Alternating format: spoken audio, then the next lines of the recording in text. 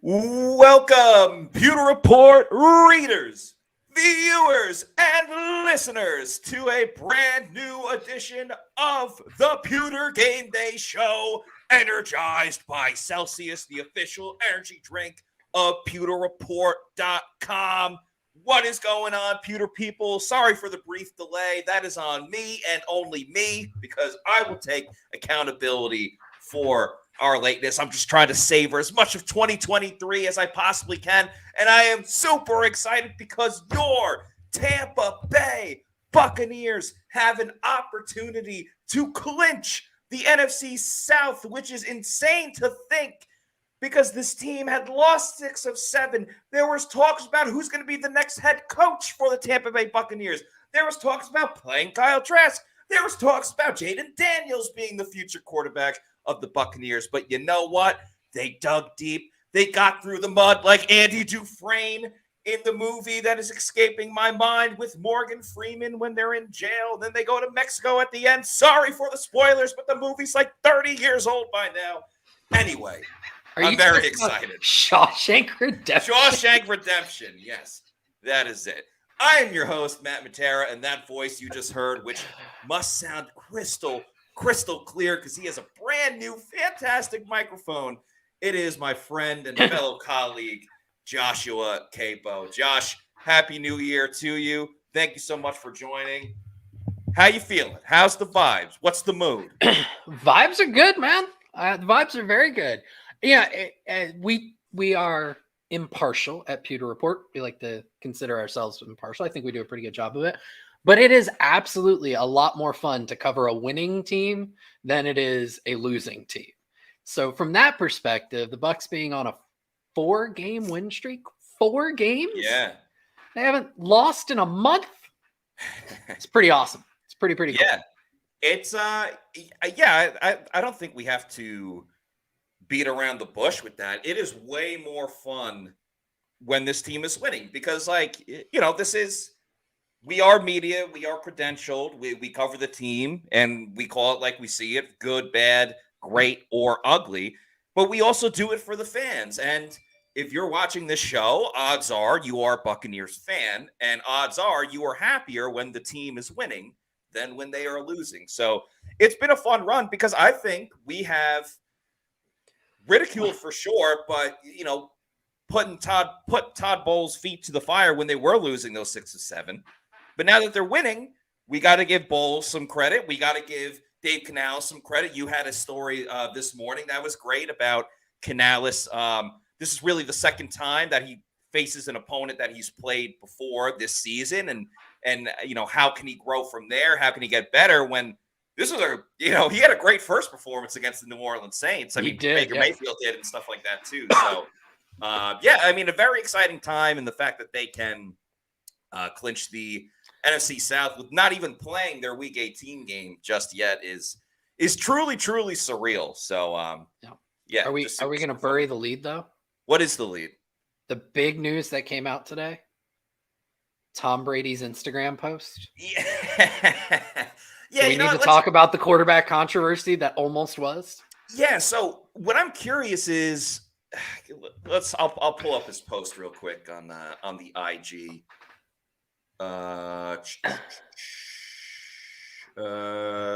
Tom Brady. There it is. Tom. Oh, damn it. Just lost it.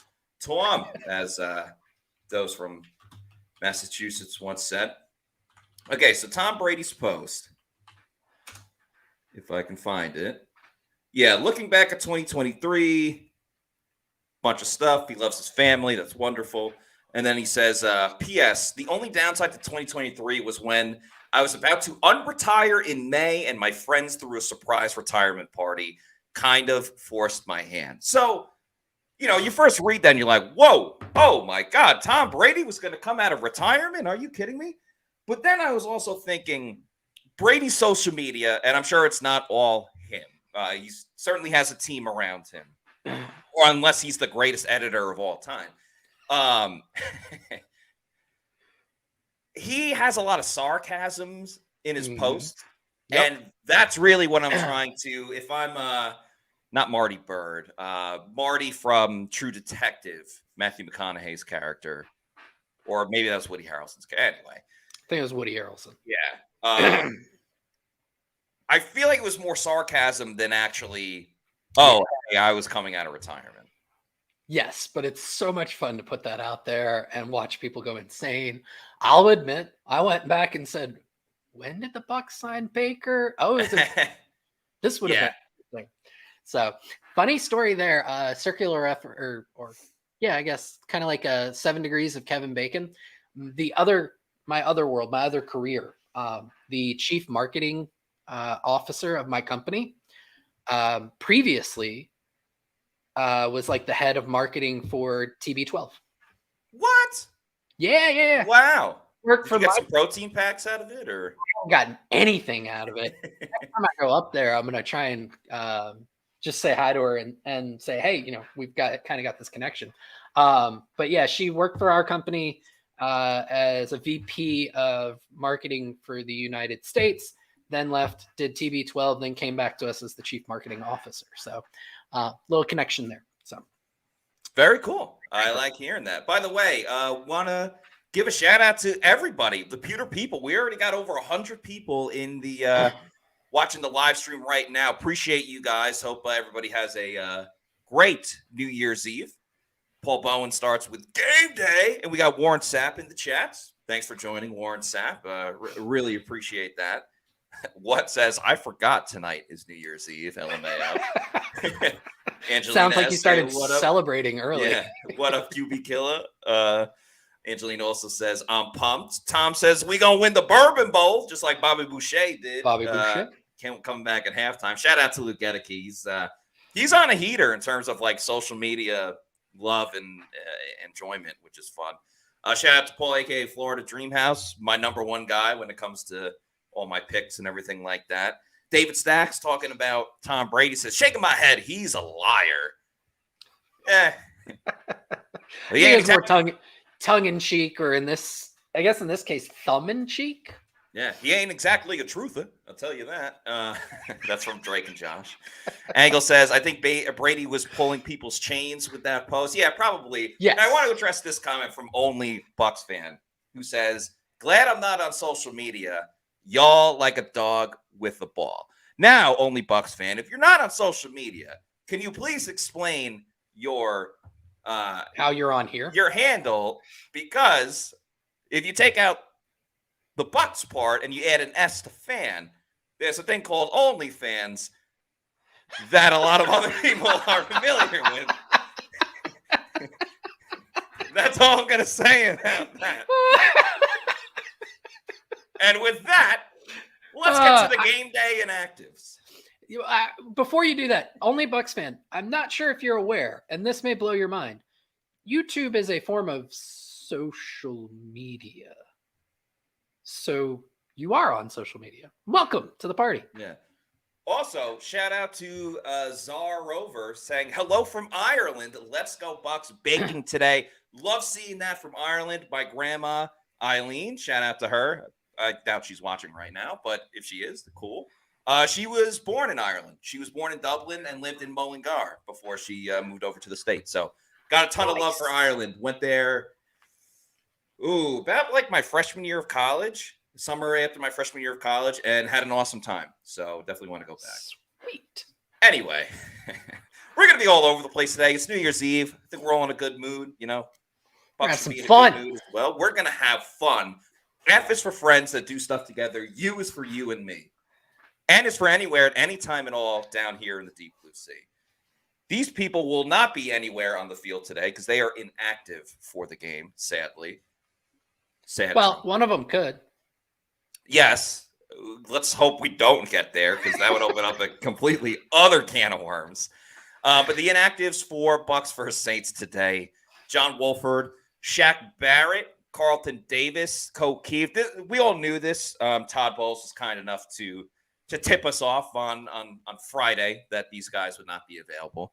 Deidrin Sanat, J.J. Russell, and Brandon Walton. So I think the two biggest things, because Carlton not being there, we've seen this story before. It's Ian McCollum in at corner. I don't know how much we really have to necessarily address that. Though I will say, I believe the first game against the Saints, it was Jamel Dean out, and it was Carlton and Zion.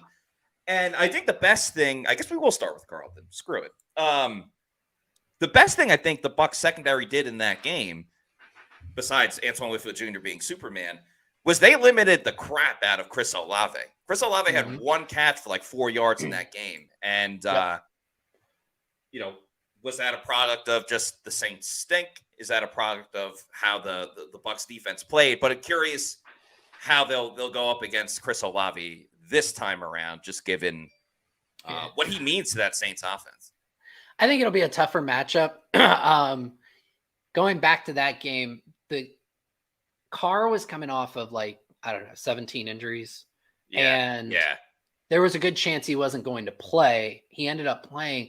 And I want to say their entire offensive game plan was him throwing behind the line of scrimmage. I want to say his average depth of target for that game was ridiculously low. It was, I'm trying to pull it up right now. It actually ended up being 7.4, which is still the lowest, one of the lowest of his season. But he had a ton, and that was the one where Alvin Kamara had 20 targets. The entire game plan was getting the ball to Kamara. I foresee them going a little bit different with this one. They're going to try and get Olave and Rashid Shaheed involved, and will probably push the ball down the field much more. As a matter of fact, that's been happening recently with them. They've been getting a few more deep shots recently. Yes, they have. Now, the other big one, Shaq Barrett not being in this game. He's out with the groin injury. We know who's going to be on one side. That is Yaya Diaby. I feel like at midnight we should all say Yaya Diaby, and it's that's the first thing we say going into the new year. So we know Yaya is going to be on one side. The question is, who's going to be starting on the other side at outside linebacker? We asked Todd Bowles about that, and he said that they both need to be ready. And by they, I mean Joe Tryon-Shoyinka and Anthony Nelson. And hopefully maybe we'll see a little bit of Cam Gill. And if we're lucky, maybe we'll see a little bit of Marquise Watts as well. Yeah. I don't think it necessarily matters whether it's JTS or Anthony Nelson, because I think they're both going to play a significant amount, where I wouldn't be shocked if, looking at the snap count tomorrow, they're right around the similar percentages. So, yeah, one of them will start by default, but I think we'll kind of see them a very similar amount. Yeah, I would say that, and I wouldn't be surprised if the Bucs went into a few nickel packages where Kalijah Cansey's actually playing edge, and they use Vita and say Greg Gaines or Will Golston as the traditional D tackles with only one outside linebacker running the other edge. I won't say there will be a ton of snaps that way, but Bowles has used it in the past a couple times, and I wouldn't be surprised to see that. Really, unfortunate for Shaq. I'm not saying that this is a good thing, but interesting that this has got to be one of the very few games this year where both Watts and Gill are active at the same time. And so you have to figure that they are going to rotate in at least a little bit. Yeah, and they'll get a single-digit number of snaps in a game when they are active. I hope they get slightly a tad bit more, but we'll see how Todd Bowles deploys them. The last thing I want to talk about with the inactives, with O'Keefe out, I don't think that not major adjustments need to be made for the Bucs offense. What I will say though, Josh, is I'm kind of jonesing. I think I might sprinkle a little bit on Payne Durham anytime touchdown, because there's been twice this season where Payne Durham has made a pretty nice catch and then either got tackled or knocked out of bounds at the 1 or 2 yard line. So he's been always on that right sideline too. Yeah, so he's been very close to scoring. I just kind of have that feeling that Payne Durham may reach the end zone today. Not even necessarily because O'Keefe isn't playing, but now that he's definitely not playing, and David Wells was elevated, and that's more for special teams, I would think, than anything else. Kind of feeling a Payne Durham touchdown today. I wouldn't be surprised. I think that's a pretty cool. I wonder, do you know what the odds are on that one? I tried looking it up before, and I don't know if the game day inactives had anything to do with it. But they had touchdown props for everything except for Payne Durham. He wasn't even on the list. I'm gonna check again right now. Player props, touchdown scores, scorers, and still no Payne Durham. I think that's quite odd. Let me check. That's another site I could use real quick. Payne Durham. Yeah, they even have Sean Tucker on here, but not Payne Durham. Sean Tucker hasn't played in weeks. I thought about trying to grab one for Skewel, but I'm concerned that the refs wouldn't be able to figure out his number and it wouldn't count. Dude, so funny enough, I was at Burn Steakhouse last night. Fantastic place. Wow. Yeah, with a group of people. Also That's there, awesome. not in my group at the dinner table, but separately, I saw Booger McFarland there, and I saw John Gruden there, again, separately. And anyway, we're in the dessert. Have you been to Burns before? Long time ago. Okay, well, infamously, Burns is known for their dessert room. And we're in the dessert room, and it's like the end of the Cowboys-Lions game. And some of the people I were with, they placed a bet with each other on Cowboys-Lions. So someone pulled it up on their phone when the whole 2-point conversion thing was happening. The problem was where I was sitting, some people were looking this way. I was essentially watching the game upside down. So I was like, oh, they got it. Oh, there's a penalty. Wait, what? They're going for it, even though they're like 5 yards back, and you could just tie it up with an extra point. So I was wildly confused. But yeah, it seemed like there was a lot of controversy with that play. Yeah, the refs blew the call. It was just what it was. Okay, let's see. Anytime touchdown. This is at least. This one has Payne Durham plus 1,300 for Payne Durham. There you go. To score a touchdown. Folks, I'm going to put that in right now. $10 bet's going to pay for your burns. I just put in $10. That's crazy. What are you, OZ the mentalist? All right, I'm going to do 10 there. I'm going to put one in for, should I do Mike Evans or Rashad White? You know what? Mike Evans. Mike Evans? Yeah. Okay. Mike Evans. His odds are not as, his are still plus 100. So that one, I will do, I'll throw 20 on. I'll throw 20 on Big Mike. Should have parlayed it. Yeah, I could. You know what? I'll do one big parlay. I'll do that like at the end of the show because we do have some other things to get to as well. But I'm gonna do Mike Evans, Payne Durham, and Rashad White. There you go. Touchdown parlay. And then I'm taking you to Burn Steakhouse if I hit that. As Jeff. Let's go. Well, Jeff if the Chance. Bucs. Yeah, sorry. I was gonna say if the Bucs end up winning, fingers crossed, I can come down to cover the home playoff game and we can actually meet up. That would be I already wanted them to win for Bucs fans. Now I want that even more so that we can link up. And Jeff the Champ says Burns is the truth. Absolutely right, Jeff the Champ. This is another thing that is the absolute truth, and that is that Celsius energy drinks are the best energy drinks around, and they are the official sponsor of the Pewter Report podcast and the Pewter GameDay Show. I just heard a can crack. I hope that's a Celsius. It's actually the sparkling lemon lime. Yeah. There you go. Oh, that was on the game day graphic as well. But yeah, we love Celsius. So many awesome flavors. You see the sparkling lemon lime there. The Cosmic Vibe is one of their newest flavors. I love the Arctic Vibe. Shout out to the Oasis. And look at all those Celsius. I was going to say something. I was going to say, look at those cans. They all look so great. The sparkling orange is great. The sparkling wild berry, awesome. The tropical vibe, peach vibe. I love the strawberry lemonade. So many awesome flavors of Celsius. There's no sugar. There's no post-energy drink crash jitters that you may get with another product out there. If you need to know where to find a Celsius energy drink, go to the Celsius store locator, punch in your address, and it'll tell you the closest geographical location where you can pick one up. It could be at your local Walmart, Target, 7-Eleven, health and fitness store, or if you are lucky enough, it might just be your bodega.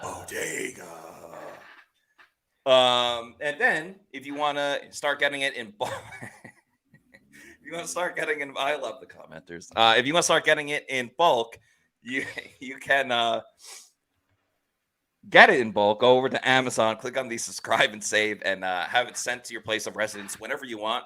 I recommend getting the variety pack because variety is the spice of life.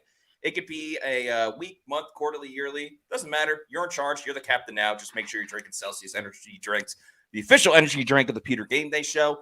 Make Celsius your number one pick. All right, let's talk about when your Tampa Bay Buccaneers are on the offensive side of the football, Josh. I feel like I'm a big advocate of, like, if it ain't broke, don't fix it. As Vince Lombardi, I think, once said, we're going to run it until they stop it. Not necessarily running the football, but running kind of the same plays or the same system. They are just in such a groove right now. They are so comfortable. Dave Canales has been fantastic. Baker has maybe been even more fantastic.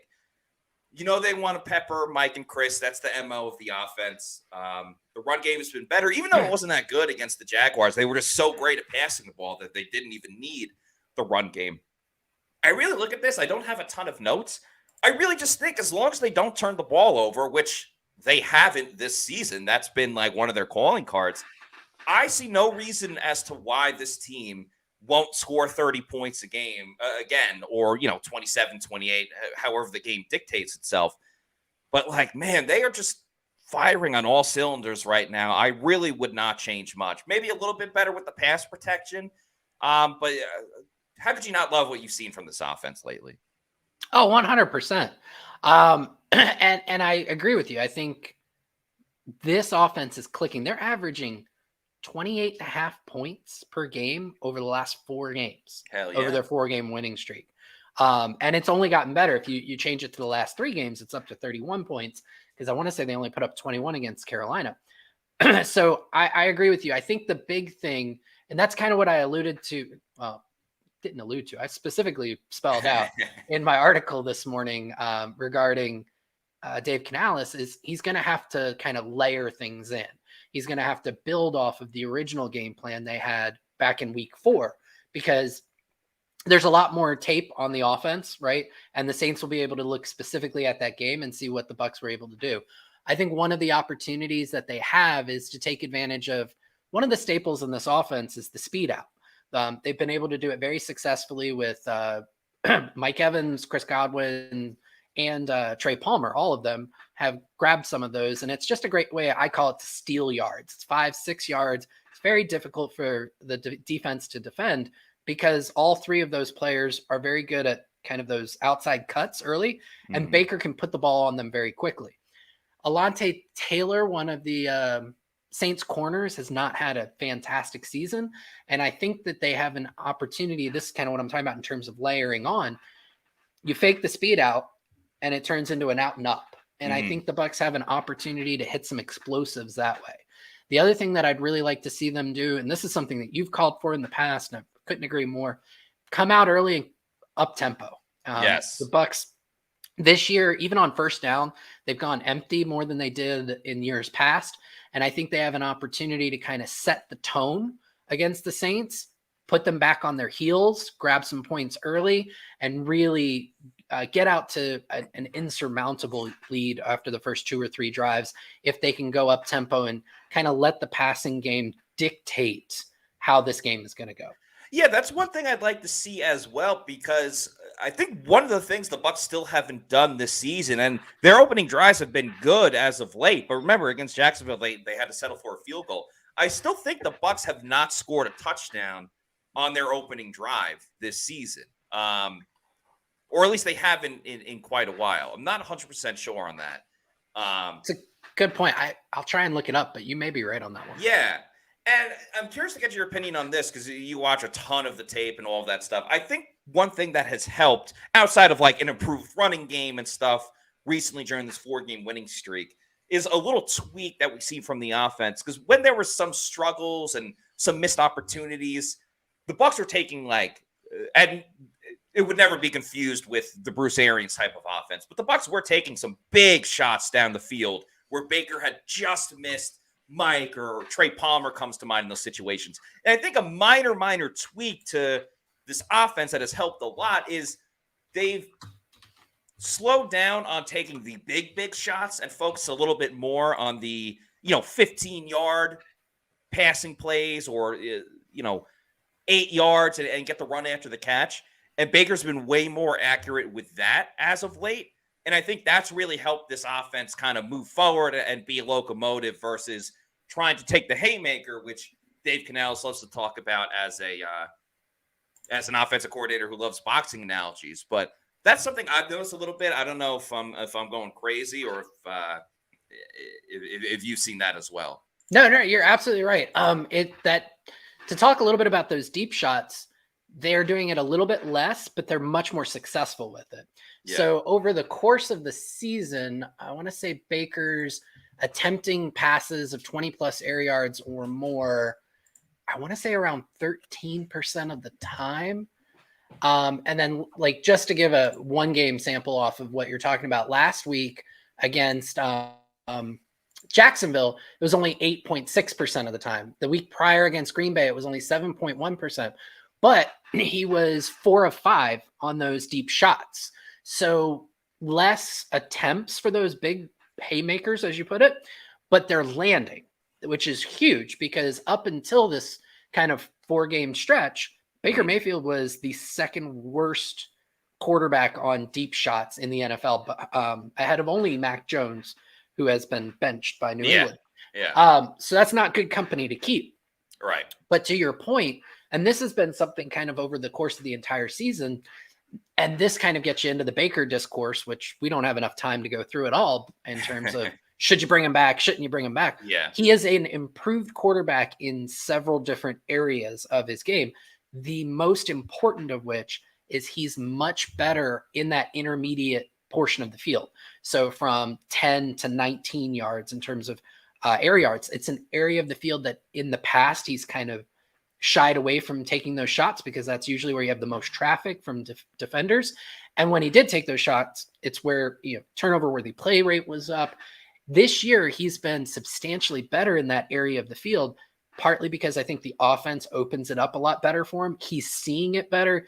He's confident, which I think is an underrated portion of quarterback play. When a guy is confident, and you see that with Baker over the last few weeks, he's more willing to just kind of grip it and rip it, and he's hitting those tight window throws.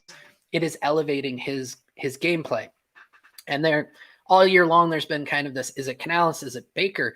I think we need to start having the discourse. The two of them help each other. And it's helping the Bucs offense.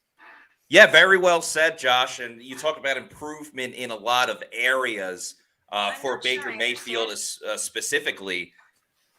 You may be looking for a new area that you want to live in. And if you're going to buy a home, the best people to work with, whether it's in the Tampa Bay area or maybe you're selling your house in the Tampa Bay area, is Eric Gross and the Eric Gross Group. They are the official realty group of PewterReport.com. Eric is a huge Bucs fan, very familiar with the area. His dad was based out of the MacDill Air Force Base, so has a military background as well. Very family-oriented, and a lot of times when you are buying a home, it is either families or you have it with the idea of growing your family one day. So it's one of the most important decisions of your life.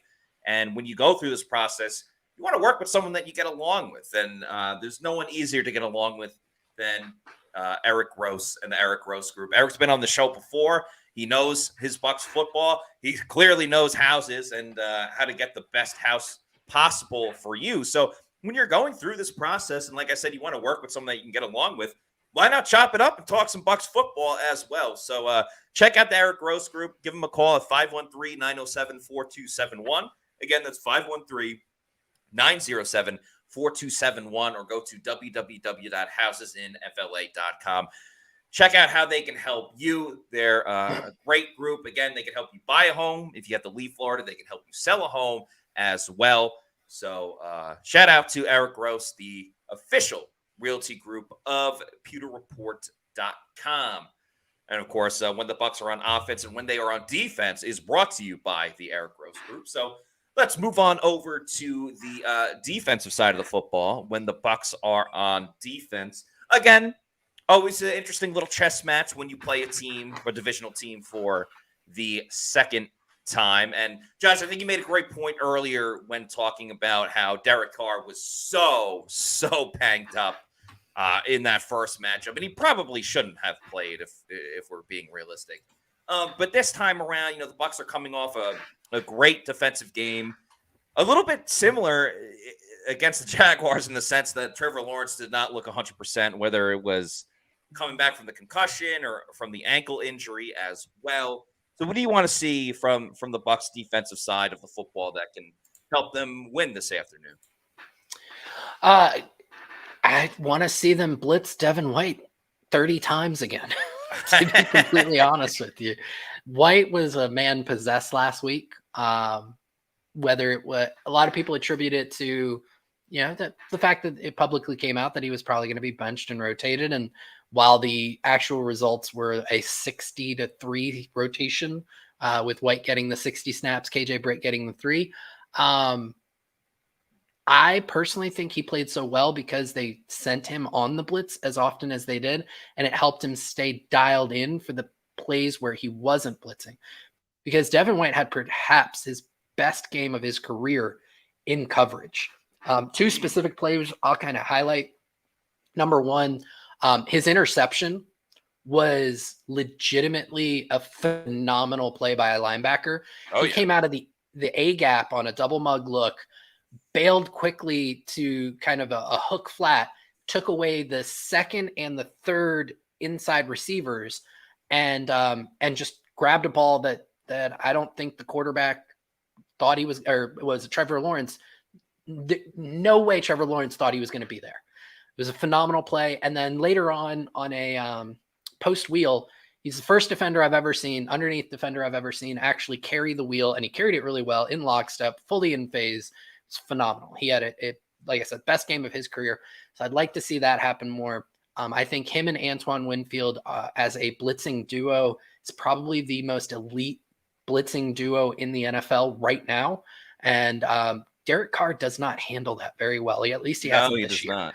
So that's an opportunity for them to put pressure on Carr, put pressure on the Saints offense, and create some turnovers, which this team is tied for the best turnover margin in the NFL right now, and it's been fueling a lot of their success this year.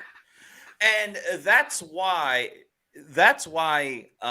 this defense is so interesting when coming into the playoffs, if they do win today and clinch a playoff spot, because a lot of times the postseason isn't always dictated by the offense is going to drive 11 plays down the field and that's how you're going to score every single time.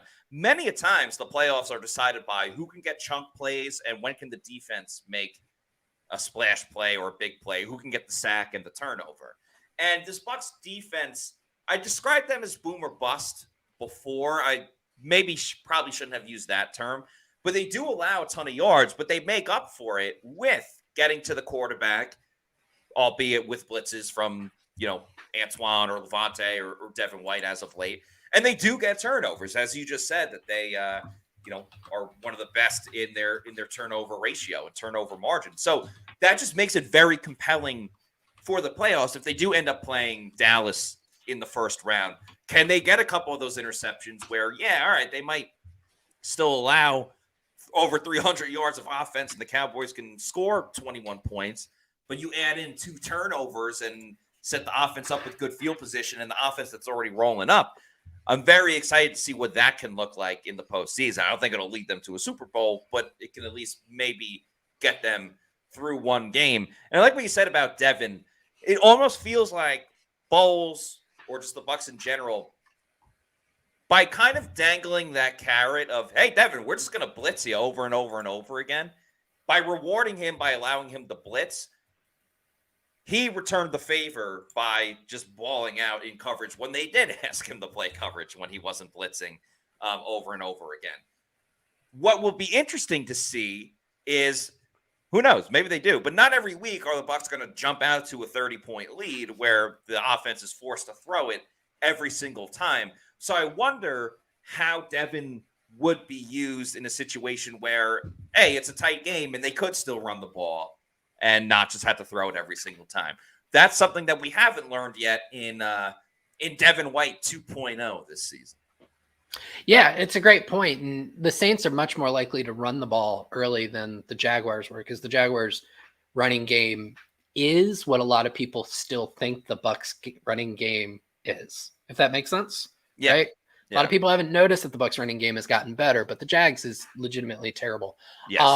The Saints still have a decent running game, and it would make sense that KJ Britt gets a little bit more run in this particular game, even though Devin had a phenomenal game last week.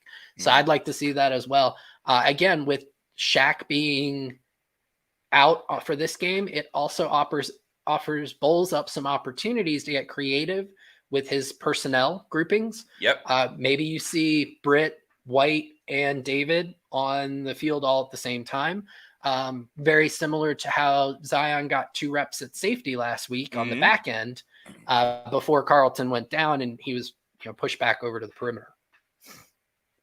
Yeah. It is fun when Todd Bowles creates different lineups. We've seen that all the time. Yaya Diaby got one of his sacks that way. So very fun to see.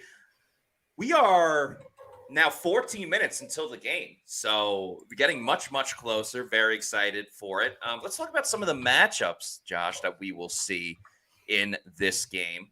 Starting with the Bucs offense against the Saints defense. First matchup, the fan favorite, the apple of every Bucs fan's eye at the moment. Right tackle Luke Gedeke against defensive end Cameron Jordan. I think Luke Gedeke is going to rip Cam Jordan to shreds. Cam Jordan can't even do math. If you saw his response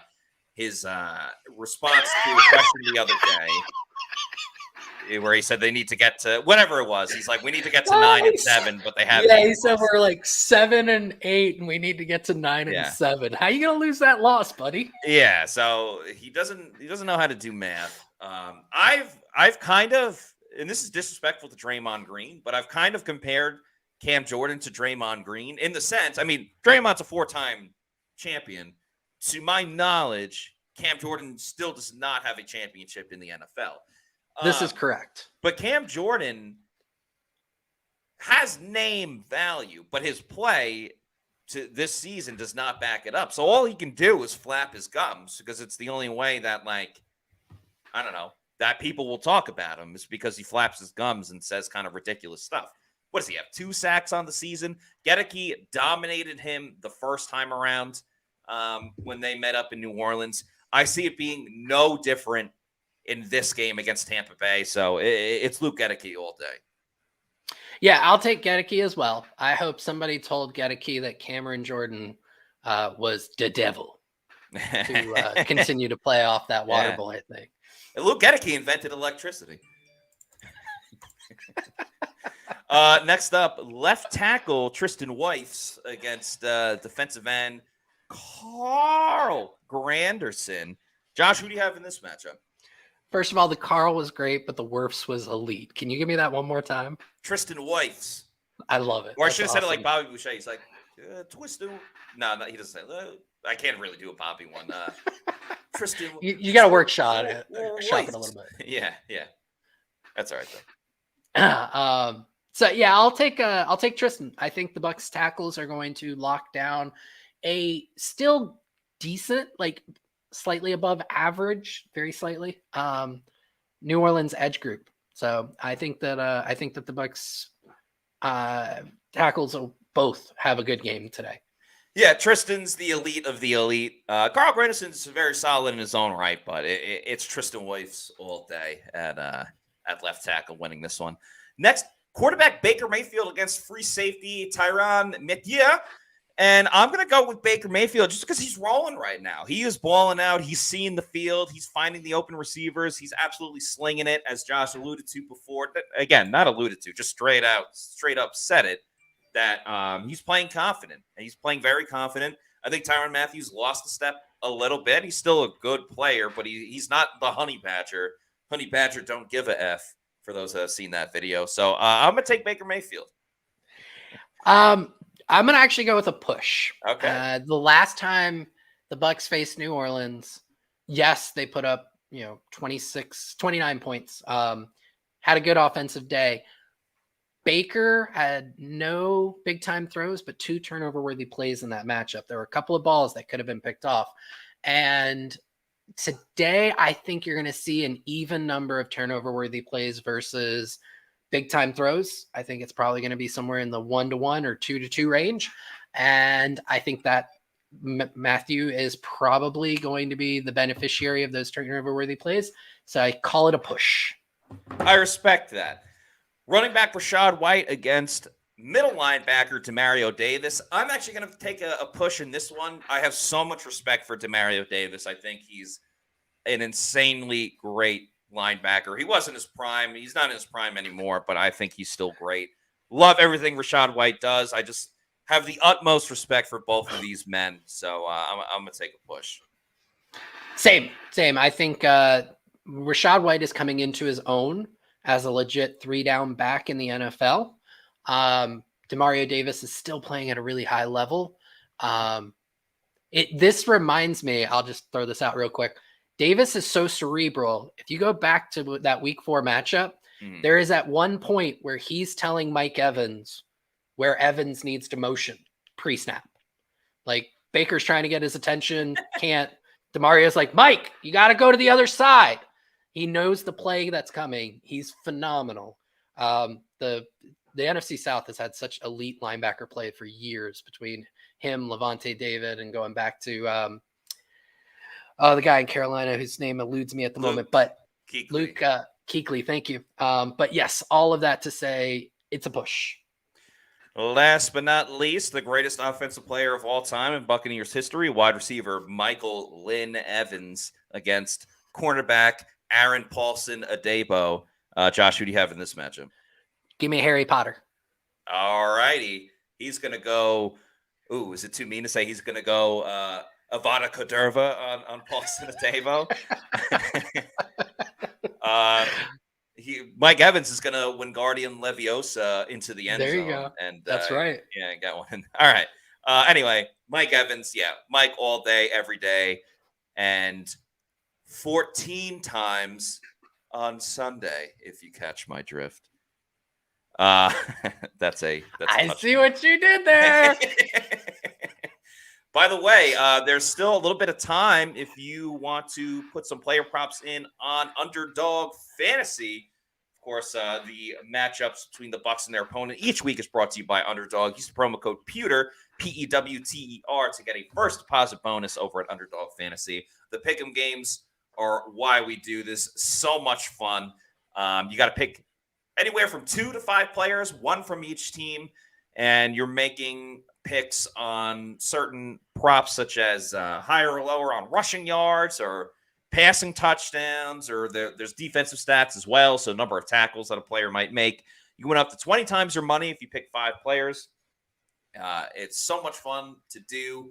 Really gets you invested as well if you're watching a game. Like tonight, if you're celebrating New Year's Eve and you're watching Vikings-Packers and you think, I don't really care about either of these teams. Bucs already whooped both of them. Maybe not necessarily whooped, but they beat them. Put a little fun on it with playing Underdog Fantasy, and put some more cash in your account. So sign up with the promo code Pewter. That's PEWTER, and start playing today. Let's move over to the defensive matchups. Bucs defense against Saints offense. First, we got free safety Antoine Winfield Jr. against quarterback Derek Carr. Antoine Winfield Jr. is an all-pro. Could be defensive player of the year. Playing at an all-time level. The answer is Antoine Winfield Jr. Yeah, absolutely. The Kyle Hamilton DPOY is ridiculous because Antoine Winfield Jr. exists on this planet. Give me Winfield. Rondé Barber with a shout-out to not only Antoine, but bringing up the argument between Hamilton and Antoine. This next one, a fun matchup. Bucs cornerbacks, which more specifically means Jamel Dean and Zion McCollum facing Chris Olave. Josh, who do you like in this matchup? I'll take Olave on this one. Dean has not had a great season. Just a lot of mental lapses. Last week, the first Calvin Ridley touchdown, it was a scramble drill, and he kind of forgot that he was on the field and needed to flow with the play. Olave is still having a solid season. Zion is susceptible. It's very polarizing play. You'll see some real high-end reps from him, and then you'll see some real low-end reps. So I think in that matchup, Olave gets the nod for me. I'm going to take Olave as well. As great as the Bucs were in that first matchup, I don't think that's an indicator of how this game will go today. I love Olave's game. He's been, the one sure thing in the Saints offense, even with the struggles of Derek Carr. So I don't necessarily think he's going to go off against the Bucs, but I do think he'll have a very productive game. So I will take Olave in this matchup. Next, we have outside linebacker Yaya Diaby versus Landon Young. I'm going to ride the hot hand with Yaya. Had 2 sacks last week, making a lot of TFLs. He's been getting a lot of praise publicly this week, most notably from Peter Schrager of Good Morning Football. I also put in a prop bet of Yaya to record a sack today. Shaq Barrett not being in there. We'll see if Yaya is... He's already had his snaps increase since he became a starter, but I'm curious to see if they'll bump that up just a little bit more today without Shaq in the mix. So I'm going to take Yaya Diaby. Yep. Yaya's coming off the absolute best game of his young career, and I will ride that hot hand as well. I think he has an impact and quite a few pressures, maybe a sack or two. Next up, Devin White versus Alvin Kamara. Very fun matchup, one that we've seen before. I'm actually going to take Kamara in this one. I know he slowed down a little bit, and Devin White's coming off a heater of a game. But the concern for Devin has always been, at least in the last 2 years, he can have a great game. He can be the stud Devin White that we've seen before. But then for an encore performance, we're kind of still waiting on that encore. So I do worry about that with Devin, and because of that reason, I'm going to take Alvin Kamara. Same. Yeah, I think he still has some juice, some tread on the tires. Devin had an amazing game, but that, the difference between Devin and Yaya is Yaya has been trending in this direction for a while. Devin this last week was kind of an outlier game. So I'll take the larger sample size of Kamara over the smaller sample size of Devin. Respect it. And then last, but again, not least, Vita Vea against Eric McCoy. Josh, do I even need to ask you having this one? I mean, yeah, let's go. So Eric McCoy is the best center in football. Vita Vea is just garbage. So no, of course it's Vita Vea. Yes, it is Vita Vea. Yeah, so Vita Vea is the pick for that one. By the way, this game, you can still get a bet in real quick over at mybookie.ag. Use the promo code Pewter, that's Pewter. Bucs are 2.5-point favorites. I had a tough time picking this one because I do think the Saints are going to throw everything at the Bucs because, it's a desperation game for them. It essentially is an elimination game. It's like in hockey, best of 7 going into like a game 6 and one team's up 3-2. They're trying to force a game 7. I have that kind of feel. So as good as the Bucs have been, again, we're talking about a desperate team with the Saints. So, go over to mybookie.ag. Check out their online casino as well. Get a first deposit bonus up to $1,000. So that's free money in your account. So even if you learn from Plant City Math, you know that is a heck of a deal. MyBookie.ag, use the promo code Pewter, Pewter. Like I said, check out that online casino. The over-under is 42.5. I took the over as well just because the Bucs have been hitting it left and right over the past couple of weeks. The over should not have hit last week. I did take the under last week. There's that bogus personal foul, roughing the passer penalty on Devin White for simply just making a tackle. So I never understood that. Laying the quarterback down on his pillow. Yeah. And then these were the predictions from all the Pewter people on this one. Josh, how we all came to 30 points except Sly. Yeah. I was very close to taking the Saints. I was very close to taking the Saints. I will say that. Wow. Again, it's nothing against the Bucs. It's just, it's hard to win 5 games in a row. Yeah. It is hard to win 5 games in a row. I respect it if you would have. it's something I had conversations about myself. Like there's that, like, can they really do this 5 games in a row versus legitimately, I think at this point, the roster's better, the quarterback is better, the offensive coordinator. And one of the things we didn't get a chance to really talk about as the game's going to be coming on here soon is the difference in how Todd Bowles is coaching in game. Yeah. And giving the team more opportunities to win. And you contrast that with Dennis Allen on the other side of the sidelines there, who's still coaching scared. Yeah, and there was a report today that he's probably going to be back next season. So that's great news for the Bucs that Allen will be there next year. As Josh just said, the game is about to kick off. So let's play that intro one more time.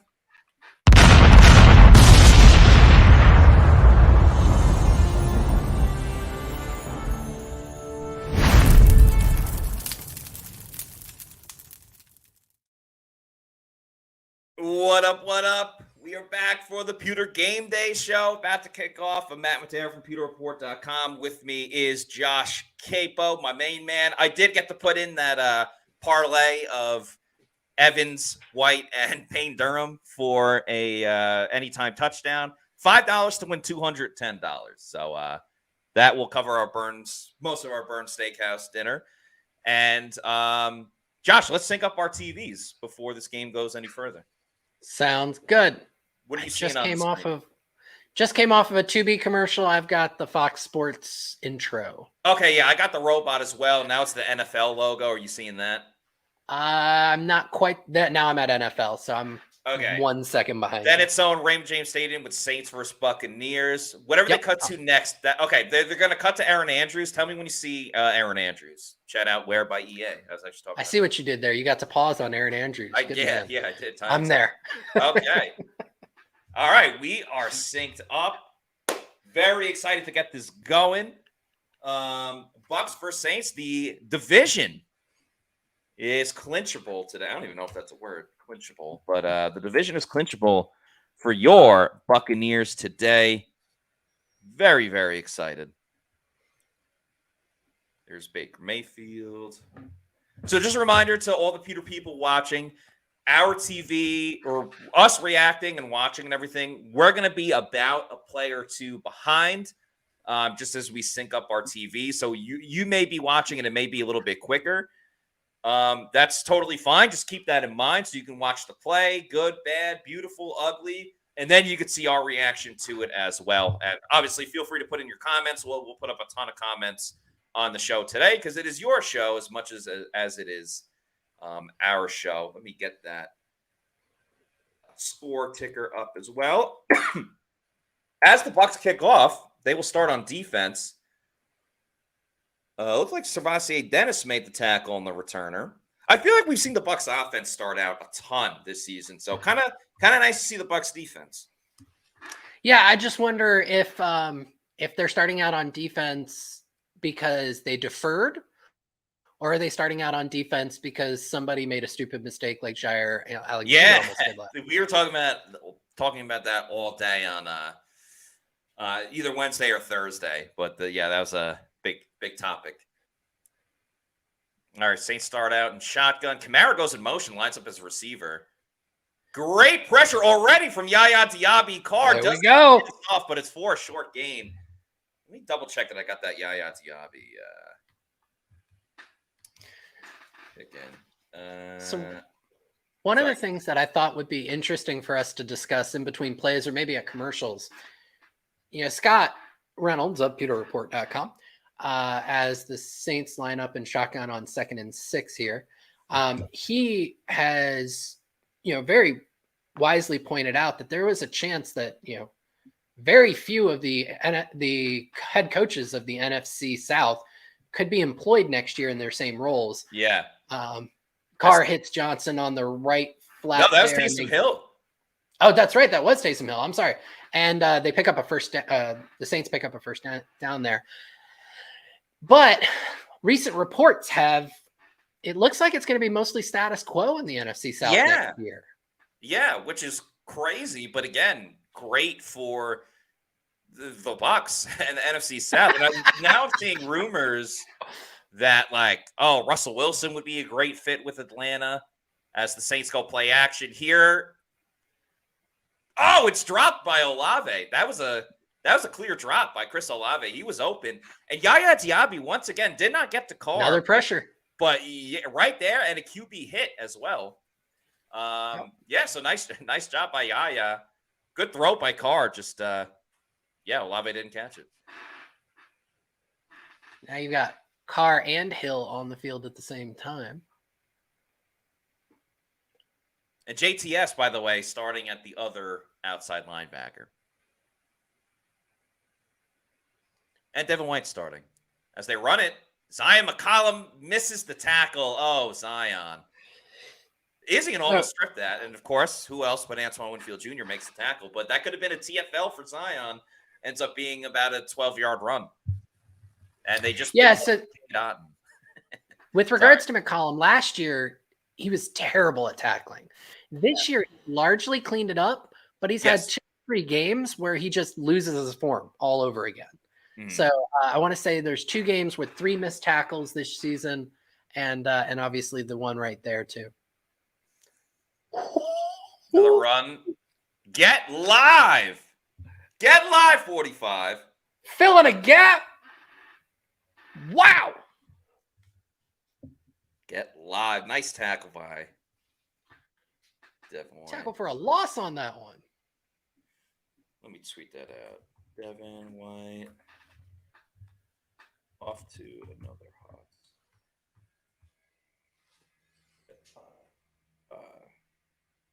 Also, love the pressures from Diaby.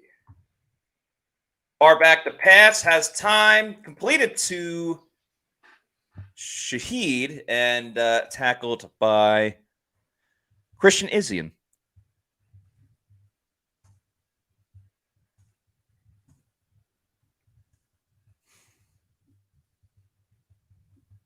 Well, it's up a 3rd and 8. So, again, the big TFL by DW45 sets up a 3rd and 8. I got to remember to turn my phone face down because, like, I get updates from, social media about, oh, Bucs did this or Bucs didn't do that. I'm like, oh, damn it. Like, spoilers. 3rd down, Bucs blitz Dean, it looked like, but that left Chris Olave wide open. Zion makes the tackle. Yeah, they blitzed Dean from the right side. KJ Britt was also in on that play, or on defense on that play. Yeah, Kalijah Cansey was rushing from the edge, along with Devin White on the edge. And I didn't see if you had any outside linebackers lined up in the A-gaps who might have been dropping there. Saints having a good first drive. We've seen this before from the Bucs. Where, is Cam Gill in on the left side? He is. Ooh, Zion makes tackles. Is he down? Nope, never mind. He's up. I thought. Yeah, I didn't think so. Yeah.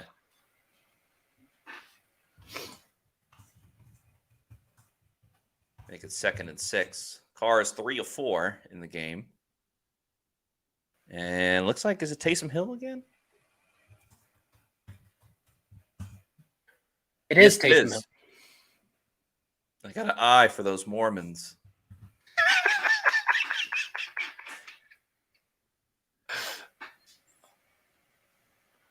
Hill hands it off.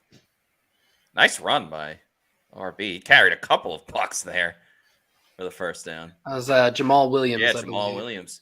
So I was talking with Greg Allman of Fox Sports. We were talking a little bit. River Wells is in on the conversation too. Just talking about like the Saints cap situation. And he was like, they guaranteed Jamal Williams' contract, which is kind of crazy because like he's had such a down year. It actually got me thinking, like at the time when Detroit drafted Jahmyr Gibbs, and it was like they have all these freaking running backs. And then Williams ended up signing with the Saints anyway, but seemed like they were right not to bring back him. Yeah, I mean, Gibbs is absolutely an upgrade over. Oh yeah, no question about it. No question about it. But they also got rid of DeAndre Swift they traded him to the Eagles. Yes, So, that was the other one. Yeah, so they went from Swift and Williams, which is a decent running back combo, Yeah. to David Montgomery and Jahmyr Gibbs, which has been one of the most elite combos in the NFL. So definitely prioritized that room and upgraded on both spots. Absolutely. By the way, Derek Carr just completed that pass to Taysom Hill, which is just very funny to see. And Saints run it for another first down. So Saints having a great first drive against Tampa Bay. So we're at the point now where we can safely say the Bucs offense is better than the Bucs defense, correct? Yes, without question. Okay. Pat O'Connor in. Yeah, POC along with Greg Gaines, Ryan Neal. I'm sure Bucs fans are jumping for joy on that one. And I believe that's Carr. Carr hands it off to Kamara, who gets down to about the 3 or 4. Tackle Cam Gill getting a lot of playing time already. It's quite interesting. Haven't even seen Anthony Nelson. He was in for a snap or two. I clocked him. Corrected.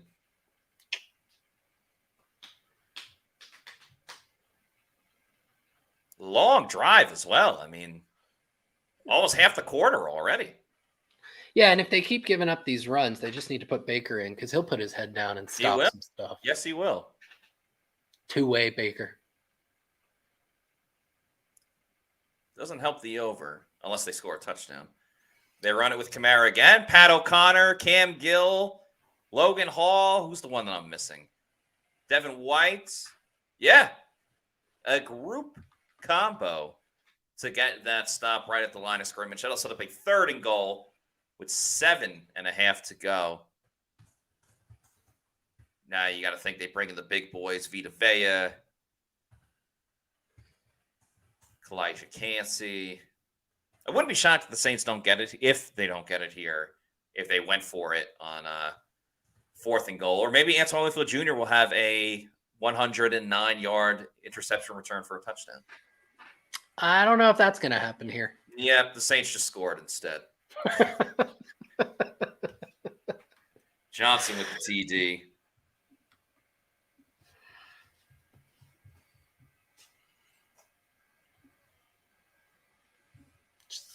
Little return route on D. Delaney. Nice little spin, and Carr put a good ball on him. It's a good play call. Good drive.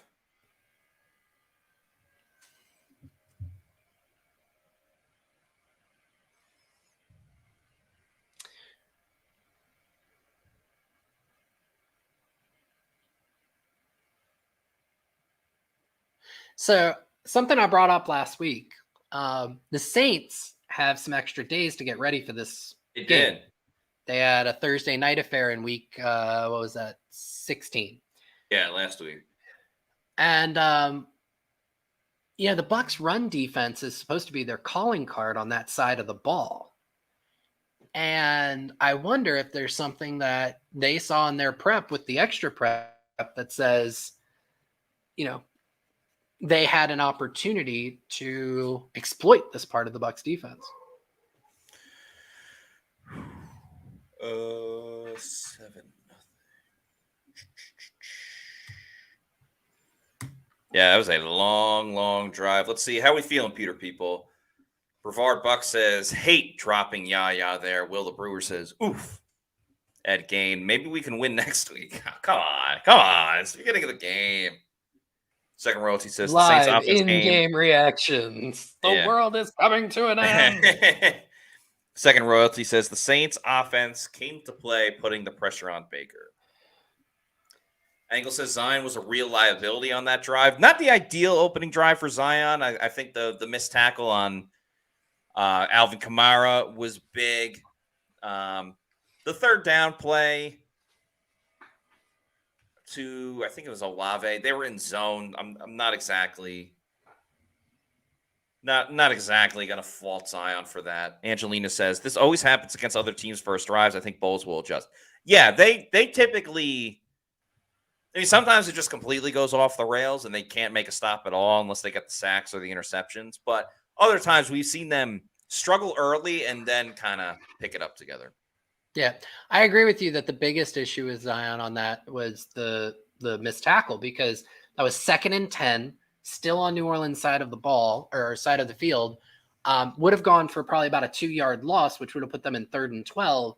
Instead, they got 13 yards and set them up 1st and 10 on the Bucs side of the field. That's a huge momentum play. Absolutely. First name greatest says, Bowles is a defensive-minded coach with a bad defense. Unless the D gets a turnover, they rarely stop anyone. We have to give a huge shout-out to JG, who says, what's happening, Pewter people? Watching the stream while on site at Raymond James Stadium, repping section 243. JG, that is so freaking cool. That is so freaking awesome. Thank you so much. Hope the Bucs score and win today so you can enjoy yourself, but also hope you're enjoying us on the live stream.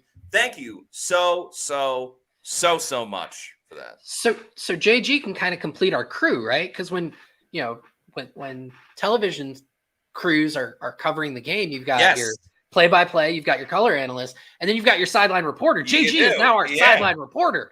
JG, you got to get us like some inside scoop. See if you can talk to Todd in between the halves. If there's a fight in the crowd. Yeah, exactly, man. just random updates. Okay, first run. The popcorn stale today. Yeah, first run for Tampa Bay. This looks like Johnson's going to the locker room after scoring that touchdown. Maybe he's just so excited, has to get the energy out. They're going to run it with sexy Chad, Rashad White, for a 5-yard gain.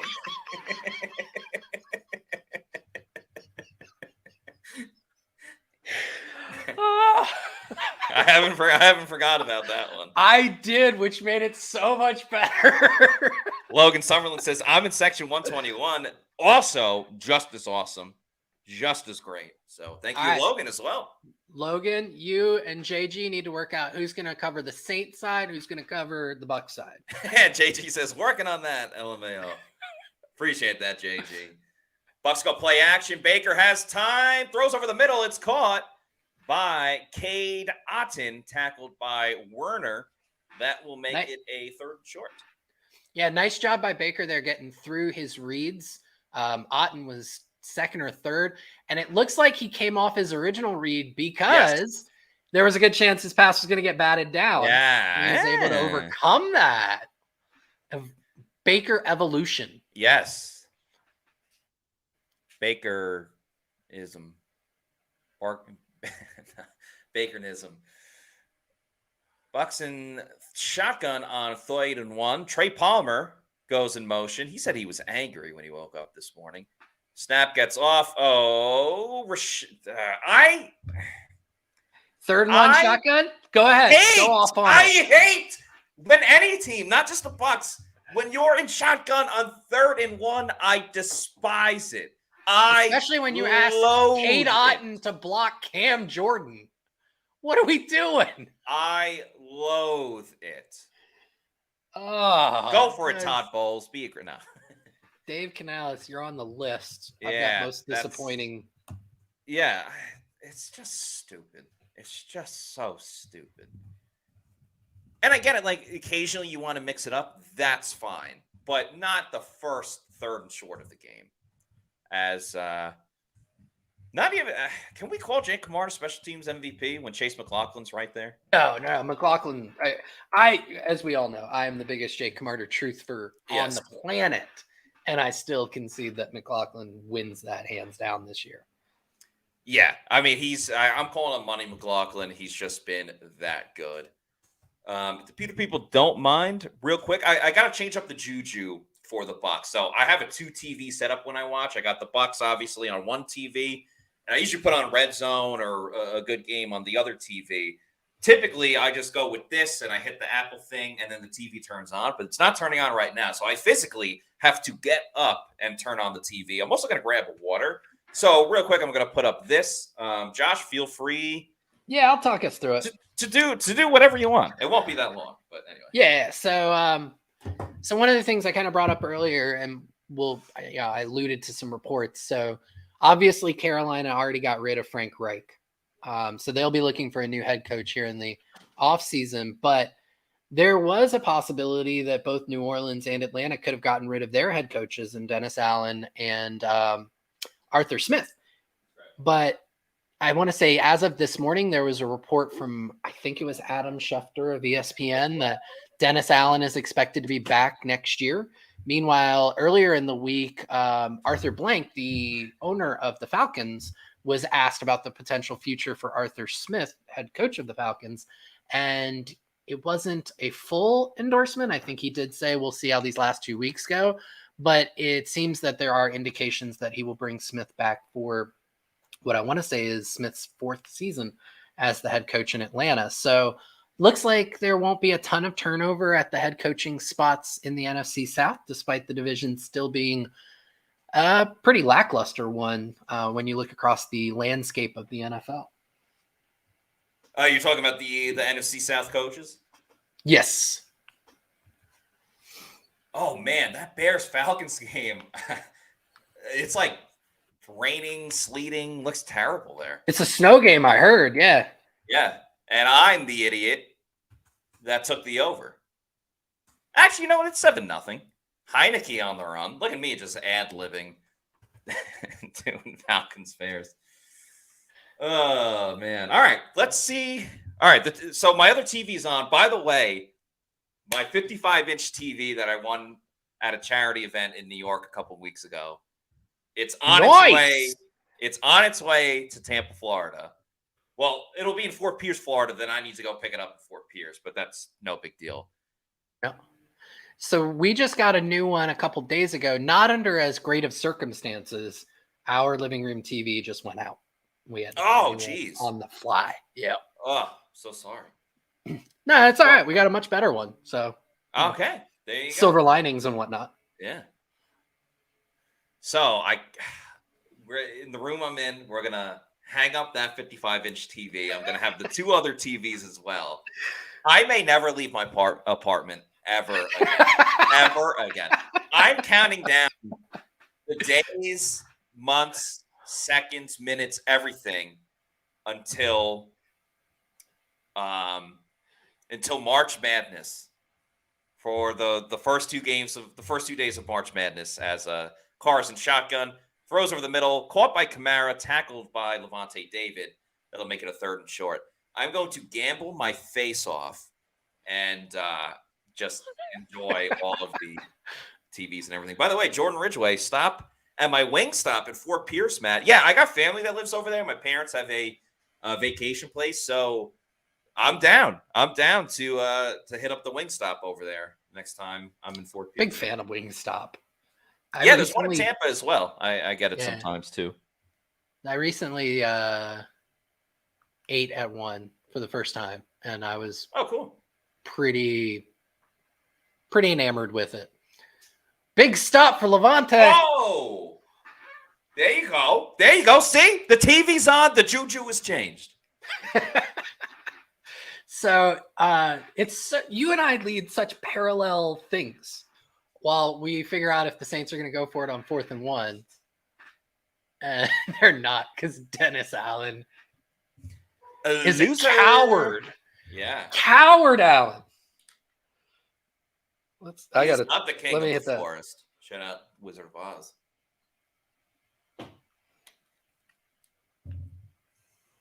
As Nicola says, LVD.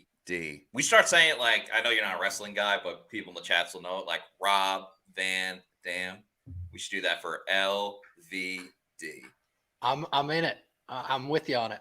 All right, so they're going to commercial. So interesting, the parallels between you and I. I had mentioned this to you in our group chat this morning, but recently my 24-year-old brother, who's been living with us for the last few years, he moved out. He's got his own place. We're really excited and happy for him. He's just done an amazing job of kind of turning his life around over the last few years. So he had a room in our house. There is currently an eternal struggle between myself and my fiance over what will happen with said room. She wants it to be a guest room that she can beautify and make all wonderful and we can have guests over. Fair. I would like to make it out of the garage that I am currently in. You're Now, the garage? Yeah. This Holy was crap. behind me. This was a Father's Day gift from my kids. Yes, I remember that. They like kind of redid the room. They added some of the stuff you have in the background. They painted the wall. They set up the shelves, all of this. It looks phenomenal. I hope the viewers enjoy it. But it is in the garage. And I don't live in sunny Tampa. I'm a bit north. Yeah. It was 37 degrees in this garage a little bit earlier today. And I'm currently rocking 52, hence the hoodie. Are your ears warm with those very, very, very nice headphones? Are those new? They are brand new. They are a Christmas gift, and I'm so excited about them. They are warm. My ears are warm, so thank you for that.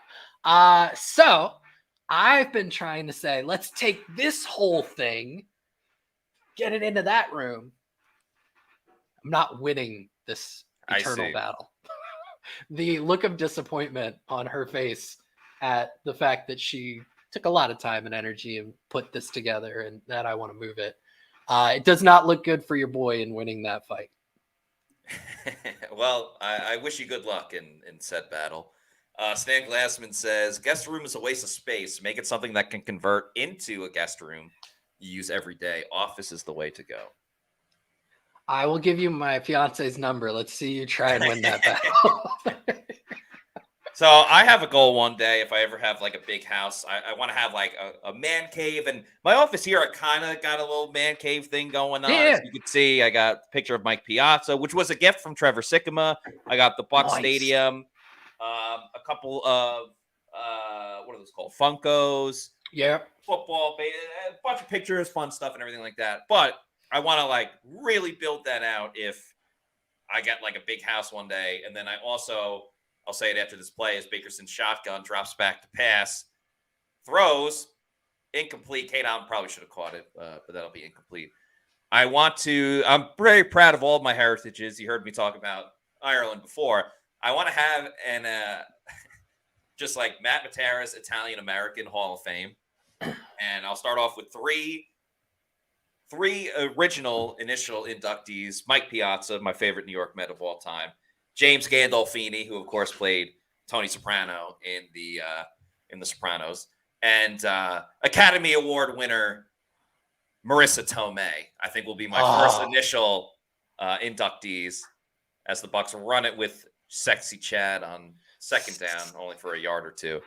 And then like each year I'll have a new introduction or a new inductee like every year at the beginning of football season or something. So anyway, that's just a dream of mine. Bucs need to get their shiitake mushrooms together, man. They're about to go 3-and-out for the second time in a row.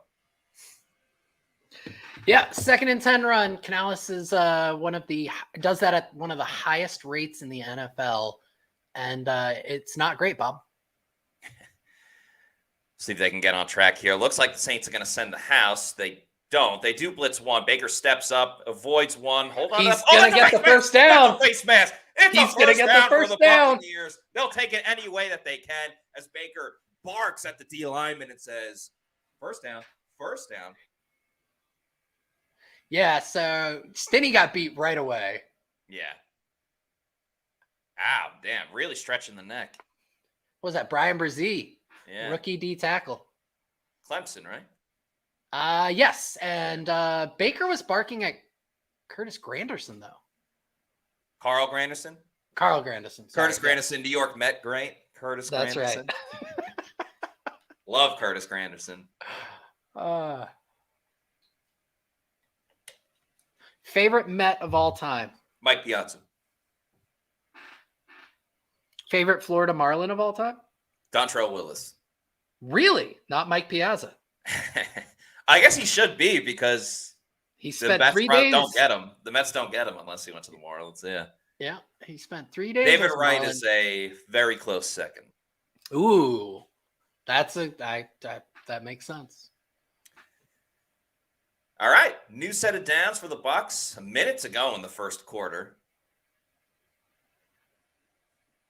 They're going to run it with Rachaad White. This game plan Yeah, not loving it. We talked about, up tempo, go empty, throw the ball. You're going They're very making it the slow. Rashad White 1 yard down the field show. Shot White 1 yard challenge. They failed that challenge on that Yeah. third and one.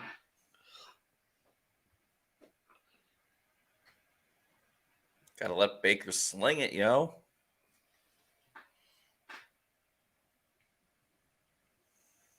I feel like they're gonna run it again. All right, little pop pass. Matthew was all over that. Yeah, he was. Credit to Tyrann. Tyrion. Oh, Lannister. Let's go. Tyrion, Lannister, Matthew. Matthew's still yelling. Probably he hasn't stopped yelling at Raymond James Stadium since the end of the Super Bowl. For those that remember, him and Brady were screaming at each other all game. Well, at least when the game was somewhat close. Okay, another third down. Bucs are pretty much 0 for 2. I mean, they got bailed out on the last one. Not this time. Baker down the field. It's caught by Michael Lynn Evans. He's Yak Monster! 40. Mike Evans, the best. Baker talking that headbutt. Baker talking that bull junk, as Deion Sanders likes to say, and that will end the first quarter, my friends. Bucs are down 7-0, but they are driving. Bucs needed that big first down. Some crazy scores around the league right now. Patriots are beating the Bills. The Washington football team is beating the San Francisco football team. James Cook. He's going to be my keeper this year. I'm loving James Cook. I think he's going to be insane next year. Insane in the membrane. Anthony Anderson looks so good. Yeah, lost a ton of weight. And his style, though, like, man, I wish I could pull off some of his fits. Never forget. I know we've talked about this movie before, you and I, on this show. His brief cameo in Harold and Kumar Go to White Castle. That's right. I've got to watch. I haven't seen that show. Let's burn this mother effer down. Well, Ryan Reynolds made a cameo in that. Yes, as well, because right? that's. Oh my God, that's what. Okay, it was. I forgot who we were talking about, but I said it was this like guy, the doctor nurse or something. Yes, right? because we were talking about that scene. Because I forgot who was on the TV and who we were talking about. But I said this guy looks like the dude in Harold and Kumar, the guy that gets shot when Kumar's taking the bullets out. Yep, and Ryan Reynolds is the other dude. He's like, let me brush your brow. Yeah, chocolate lips. That also reminds me of, did you ever see, like, one of my favorite Reynolds movies of all times, Waiting? No, I haven't seen that. All right. Have you ever worked? He was in it. Yeah. Have you ever worked in food service, dining, anything like that? I have great respect for everyone that's worked in the service industry. I always overtip, but no, I have not. Okay. I worked in. Then you may not like the movie. All right. So background on it. The writer, he was a struggling writer who was constantly working at restaurants, right? Mm-hmm. And basically, if you've ever worked in like a restaurant environment, every restaurant's basically the same in terms of the personalities that are there. Gotcha. And so, well, we'll get back to the game. I'll bring it back up at the commercial. All right, second quarter. Ooh, I gotta change the graphic. Second quarter. Baker in shotgun. Hey, another run play. But this one gets like 3 yards. Progress.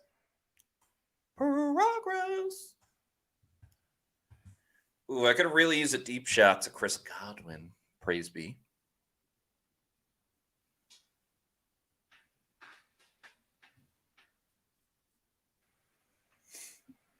Bucs have one of the top 7 passing games in the NFL over like the last 6 or 7 weeks, and they are playing like it's bottom 2. Yeah, what the heck? Okay, play action. Baker looking, trying to throw deep. He escapes, and he's gonna run. And he's going to run some more. Then he throws it to Rashad White. He gets the first down, but there's a flag on the play.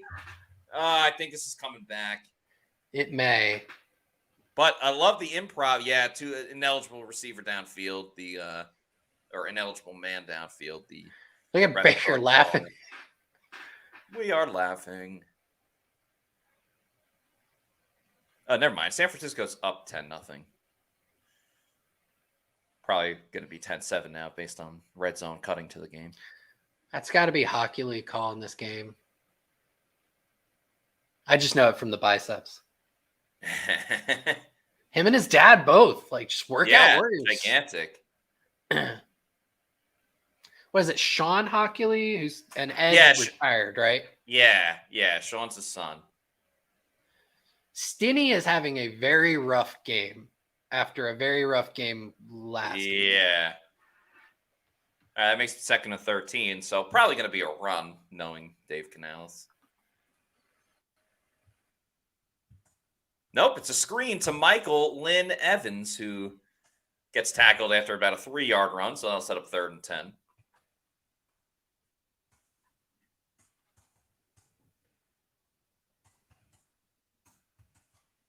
Bucs offense does not totally seem in sync at the moment.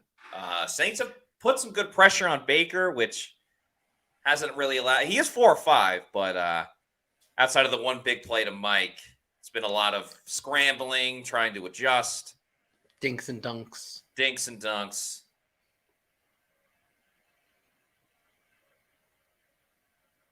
Oh, that was a false start. False start. Pretty sure it's Gedeke. I thought it was Mike Evans. Either way. I think you're right. Yeah. I'm reading Hockey Lee's lips. Tough to avoid the biceps, but right. Reading the lips. Yeah, it's got to be Mike Evans.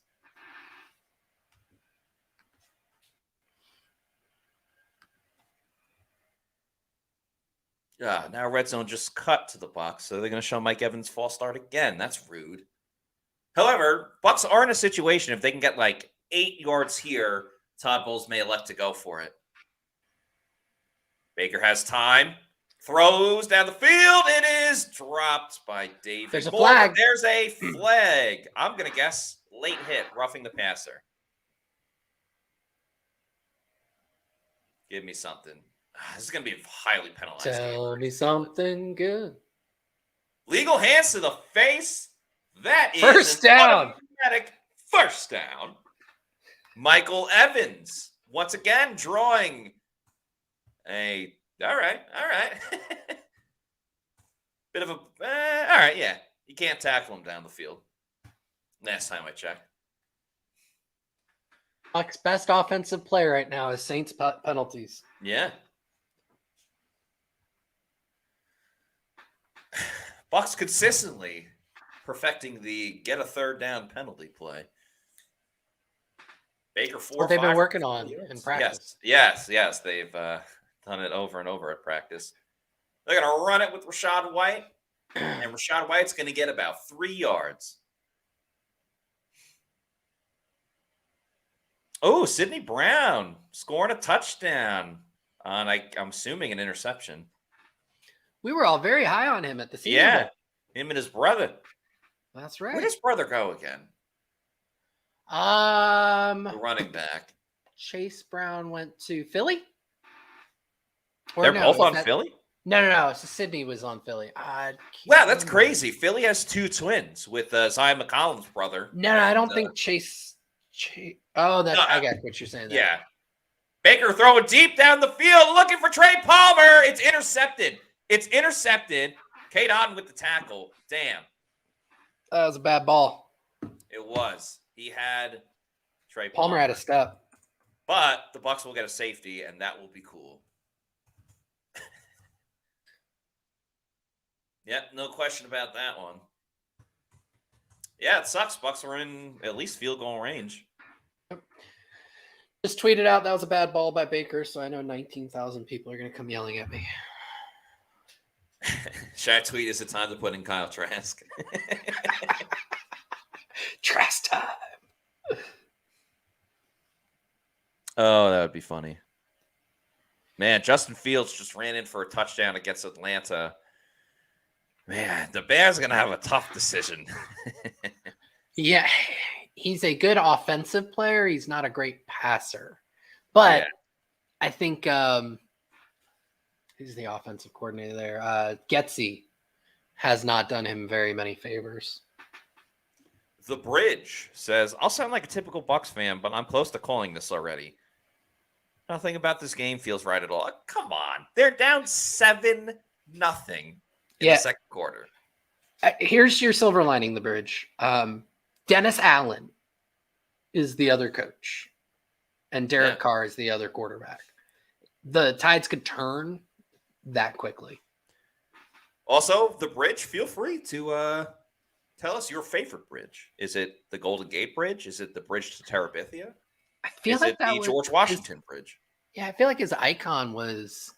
Look a little Golden State Warriors-ish. I was thinking Skyway. Oh, yeah, that's Golden Gate. Oh, yeah, maybe Skyway. That would make more sense. This is a Bucs podcast. Yeah. Josue Ortiz saying, guys, relax. Plenty of game time to make adjustments. Yes. So you've said his name that way a few times. So pretty sure, and he can correct me, but Spanish pronunciation of that would be very similar to Jose. It would be Josue. Josue. Okay, cool. Yeah, Josue or... Yeah, that probably makes more sense. Sorry, Josue. No worries. Or let us know. The English translation of it is Josh. Yeah. When I took Spanish class, I was Mateo. There you go. Okay, Josue says, yes, that's correct. So, Josue it is.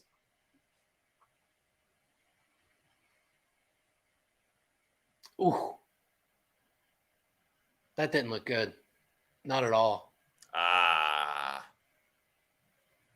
Hate seeing anyone get injured, especially like when you get carted off. Yeah.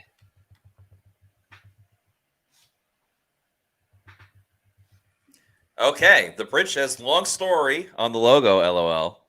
Matt, you honestly feel good about this? I've watched enough games in the past to see how this goes. The process for the Bucs on both sides have been horrible. I mean, the Bucs defense has been on the field twice. Yes, they allowed a touchdown the first time. They got the stop the second time. Bucs offense has shown that they can pick it up. Even like go back to that second Atlanta game. The offense was pretty bad for most of the game, and then they turned it on late, got it together. So, remember, this is a team that has won 4 in a row. Yeah, I mean, again, I'll try and find the silver lining to keep you around the Bridge because we love having you. Palmer was open on that. Yeah, it was a bad ball by Baker, but the question would be, do you expect him to throw more bad balls like that? Yeah. Okay, now we got Yaya on the left. Oh, false start. Everybody but the center. Center can't count to 2. Pretty sure, including the quarterback. Yeah.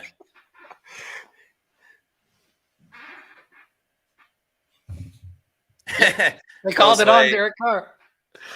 Josue says this game may set a record for flags. Ooh, that'd be a good tweet. Is it New Year's Eve or Flag Day today? all I've seen are so many flags.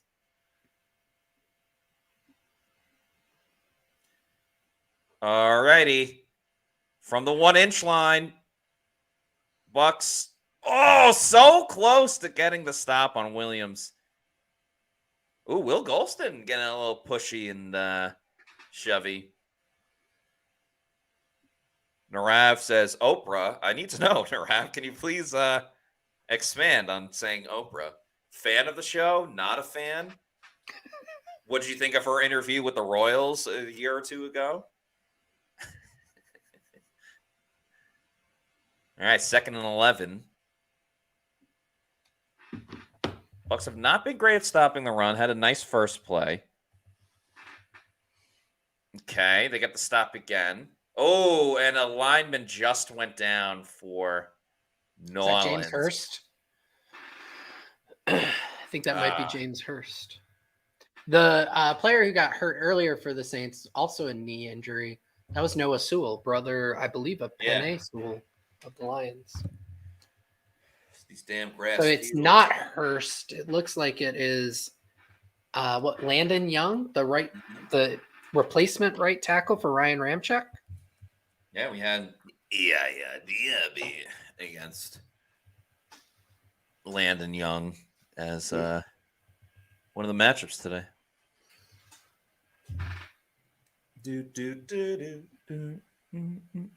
Okay, I got you, Narav. Giving out flags like Oprah giveaway. I like it.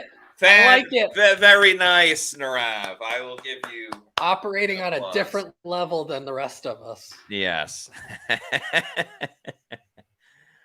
Well done, Narav. Nocturnal's Buck Talk says some of these fans are so quick to get the losing mentality. Yeah. Act like you've been there before.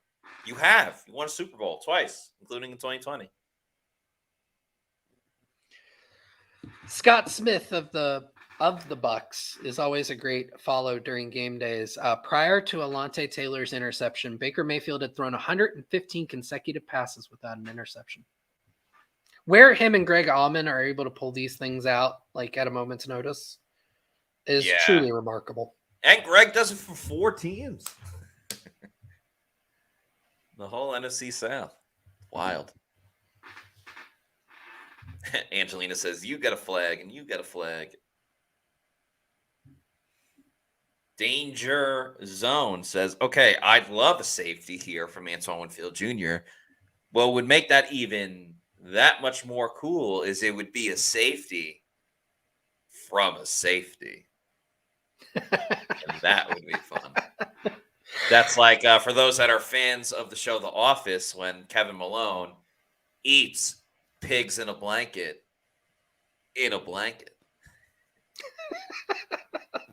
My favorite Kevin thing was how he was able to, like, because he was in the accounting department, but he wasn't good with math. So he always used a Slevin to just get or Clevin, I think is what they called it. Yeah, Clevin. Like he had like a little rhyme for it, like use a Clevin and you're home by 7. Yeah.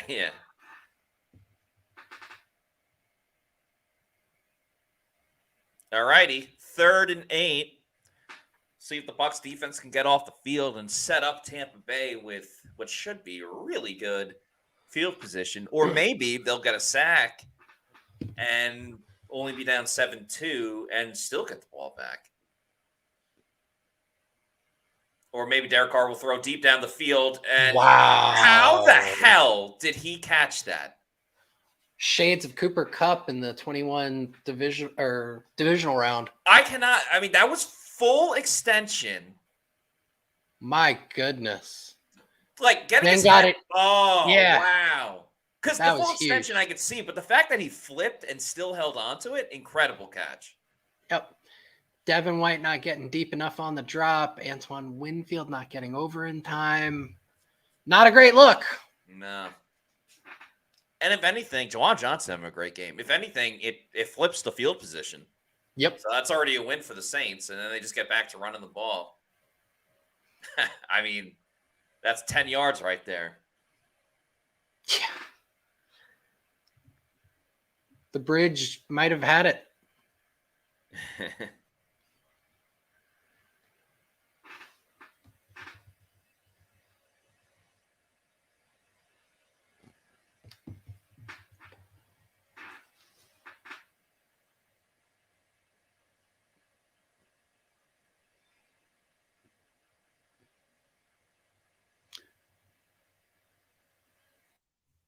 Dave Weber says Bucs are getting bullied on both lines. Yeah, good point. They really are. Very true.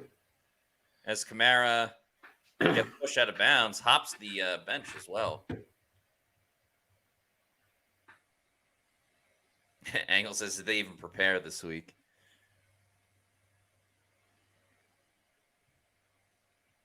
Raging Brisket says, one team looks a whole lot better prepared and hungry. Again, desperate team. Mojo Jojo says, I hate the soft ass coverage, although it would be great coaching if you use it as bait to jump around and have a safety over the top. Soft ass coverage. Carr and shotgun. Is that going to be like Wing Megan pass. Thee Daniels, And Megan Thee that, Stallion's next thing? my next song? friends, is another tackle for loss from, everyone say it, 3, 2, 1. Yeah. Diaby. Here's the Brown touchdown over in Philly. Yeah. 99 yards. Wow. Very cool. So I was gonna say, you said like you were doing the soft ass coverage. Is that gonna be Megan Thee Stallion's next like big hit? The call it SAC. SAC. I didn't even realize that. Oh, it does work though. For his life, he's gonna run out of bounds like a coward. Marquise Watts and Vita Vea in the pursuit of the quarterback. Anyway, that's a stop for the Bucs defense. Not exactly when they wanted it, but nonetheless, it's a stop. Ooh, could really use some yards by Baker Mayfield on this drive. Just go 2 minute. I know there's 7, but just go 2 minute. I think Watts got credit for a sack on that for Carr. Wow, that's like some Darth Vader shit. He just looked at him and he ran out of bounds and he gets the sack.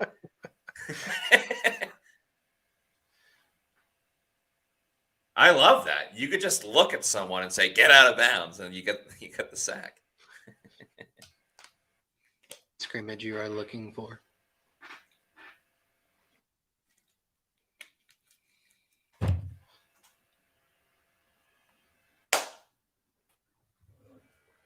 All right, let's get Chris Godwin the football. Or Rashad White. They both need a lot of receiving yards. The one amazing thing is, based on the play on the field, this should not be a 7-0 game. Yeah, but it is. I agree.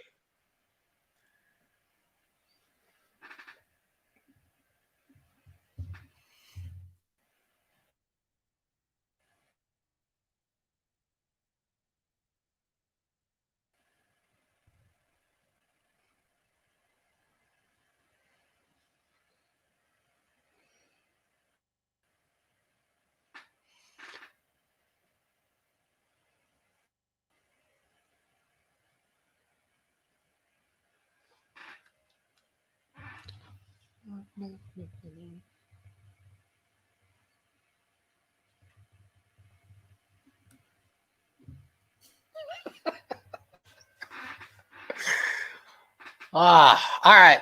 While we're at commercial, I'm going to bring it back to because I still can't believe that Atlanta and New Orleans are going to head on to their head coaches. Assuming the Bucs do win the division, putting you in the chair of Arthur Blank and of, I guess, Mickey Loomis as the GM of the Saints. You keeping those two head coaches?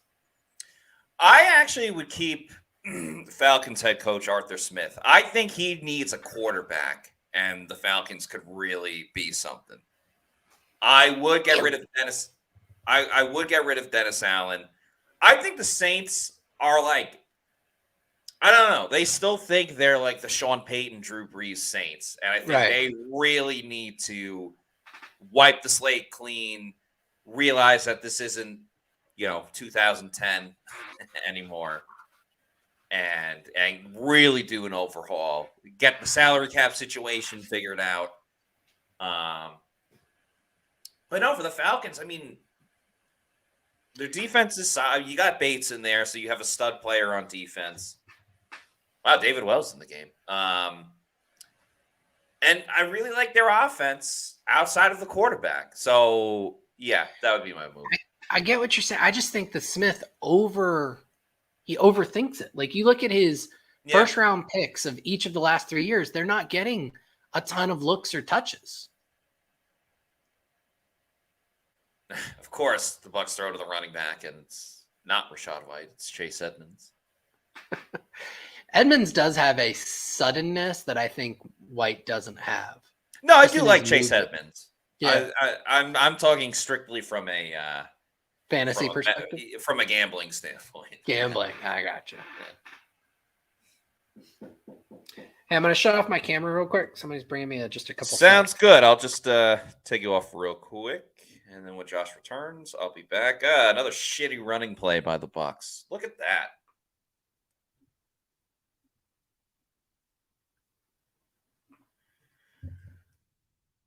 Bucs run game stinks again.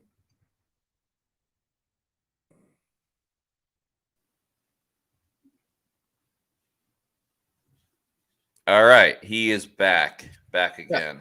That was really cool. I got to get up from my seat and not have my head snapped around like Brian Brzee Yeah. on Baker. All right, 3rd and 8. Oh, Awesome. my God.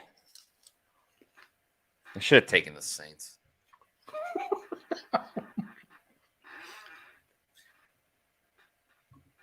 The Bucs run game stinks again.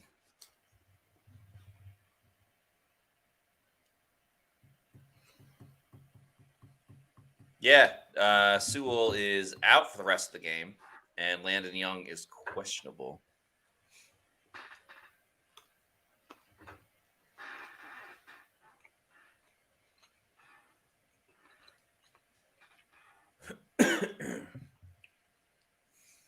Third and 13.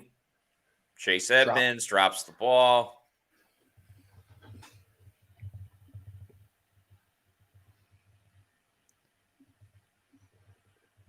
Yeah, the vibes are very low for the Bucs. Not on this show.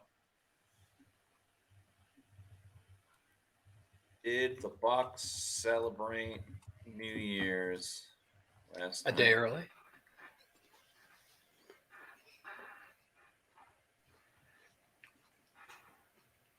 First name greatest says one team looks like they want to clinch, and it's not the Bucs.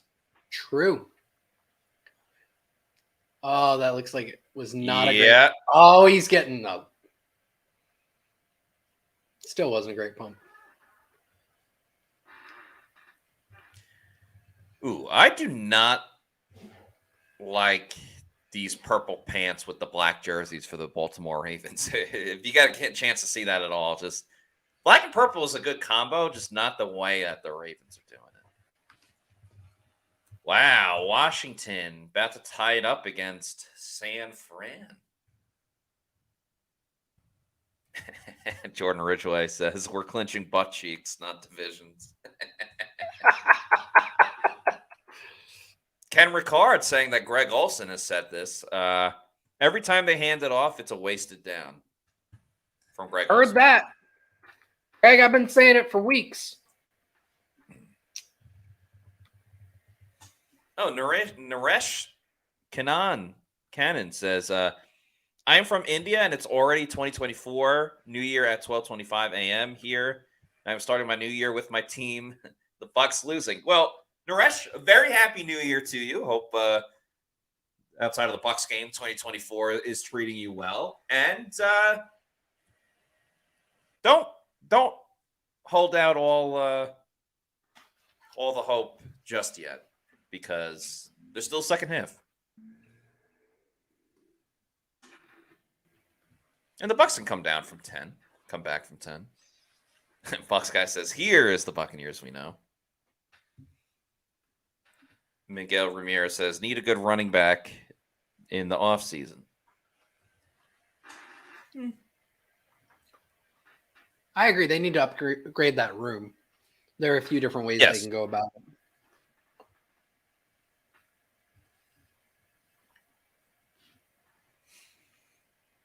By the way, for those that care about the Panthers, Bryce Young. Oh, maybe he's back in the game. He was out for a while, but I guess he's back.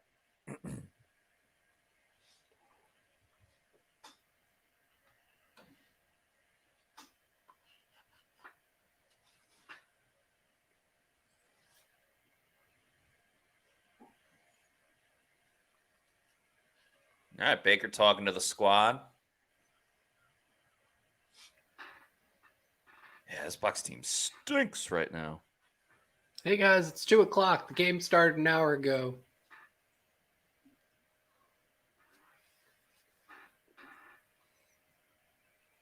Jake DeLucas says Trey Palmer is terrible. What did Trey Palmer do? It's an underthrown ball. That was on Baker, not on Palmer. Yeah. Oh, I just cracked my back so well. Nice. Love it. I have to get somebody to step on mine for it to do that these days.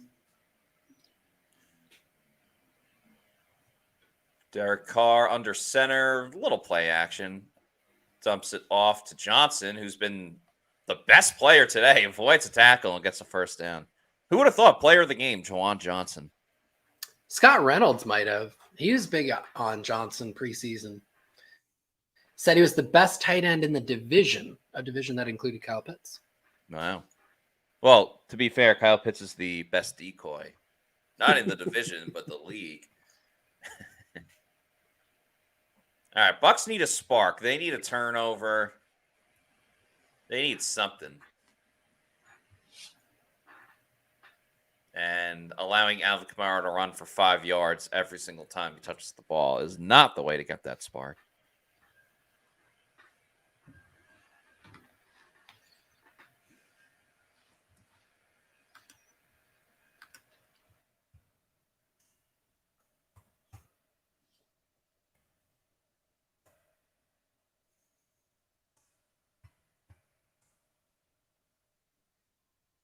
Bucs only have 43 passing yards. Jesus. All right. Well, all of my player props are not going to hit unless there's a miraculous turnaround. Carr thrown over the middle, incomplete. Okay, so the Bucs are going to have a chance. 3rd and 7. Izzy in on the blitz there. The Bucs blitz Izzy in a ton, and unlike White and Winfield, it's just not his bag. Yeah, they use him a lot, and he doesn't typically get home. I just saw a Joe Barry tweet. Packers must be allowing a lot of points again. They play tonight. They play. They're the Sunday night game.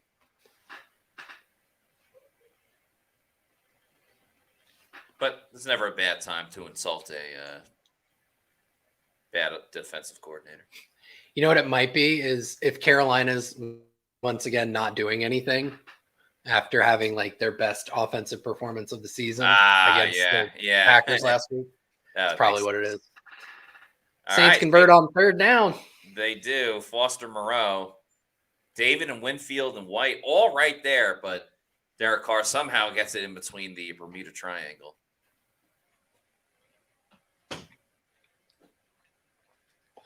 Yeah, that was really on Levante. All right, just let him score so the Bucs can get the ball back. Somebody showed up. Oh, no. No, that was Elijah. Yeah, I saw the 4, and I thought, oh, well, it has to be Levante David. He makes every play. But no, yeah, Kalijah Cansey.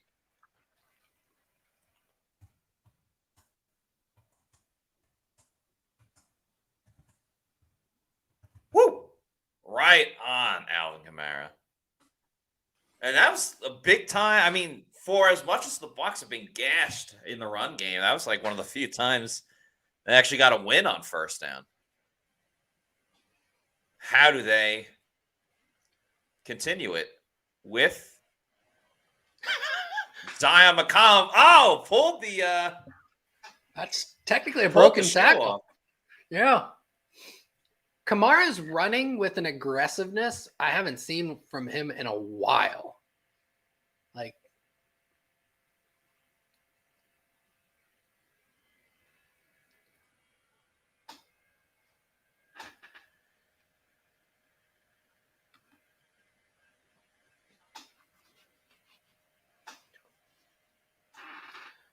another 3rd and long. Yaya needs to take over here. Yes. You spelled Eddie Guerrero.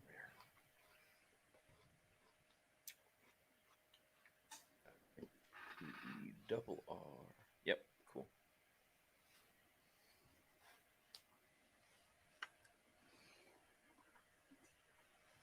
Okay, we got a $5 super chat from Bucs Basement. Thanks, Bucs Basement, who says, get Joe Tryon-Shoyinka, Logan Hall, Ryan Neal, and Devin White off the field. This is embarrassing. Bowles can't be fired quick enough. I don't know. I don't think the Bucs defense played poorly because of Joe Tryon-Shoyinka. Or really Ryan Neal. I mean, they already limit Ryan Neal a fair amount. Most of the runs have been kind of through the B gap. It's not really. And I agree with Devin White. Ryan Neal has a place, but it's not deep. I haven't seen him get really burned today. Maybe he did, and I missed it. Hall, sure. I mean, he's a part of the run game woes right now. 3rd and 7. Big opportunity for the Bucs. Bucs send a blitz. No one gets home. Oh, my God. Juwan Johnson gets the first down. Marquise Watts cannot make the tackle. I'm going to lose all of my bets today because the Bucs offense sucks and the Saints cannot get off the field. The Bucs defense cannot get off the field. I mean, how do you not make that tackle?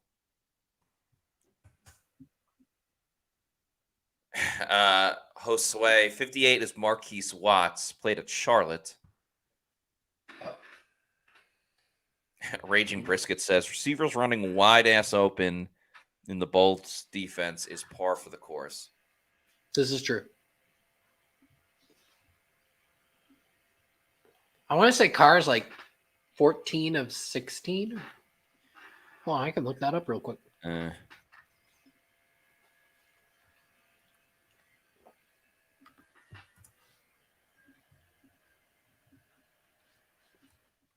Man. 12 of 14. Bucs 99 yards and a touchdown. Bucs guy says Bucs gonna buck.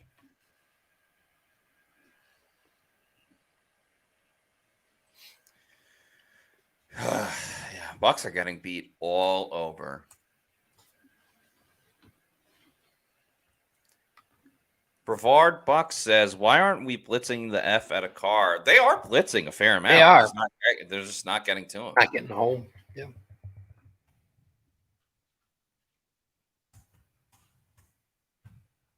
Oh, my God. I am watching.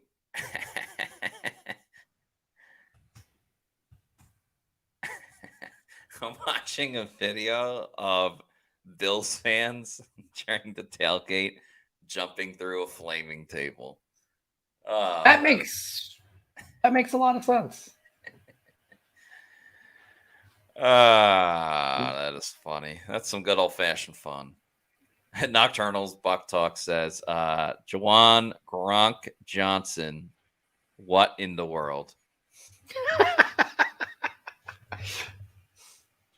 He is playing like Gronk.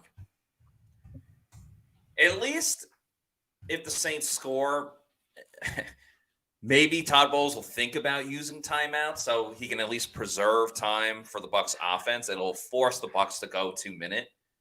And then Dave can also go, oh man, like we can pass the ball. Oh, we can throw it down the field. And they'll just abandon all hope and throw it. Abandon all hope, ye who shall enter. Yeah, something like that. All right, let's see how my other non-Buccaneer bets are doing. Actually, we'll do that in a second. Because Meets McGee, thanks for the $5 super chat, says, Matt, please tell Scott to ask Todd why in the last 4 games they come out timid. They play scared until something crazy happens. I'm sure Scott will ask all the questions that need to be asked. All right, 1st and 10. Taysom Hill just scored a touchdown. Taysom Hill. Is that Delaney in coverage? Oh my goodness. No, that was Antoine Winfield. Oh man. Oh, well, there goes his defensive player of the year. Taysom Hill just scored a receiving touchdown. Bucks.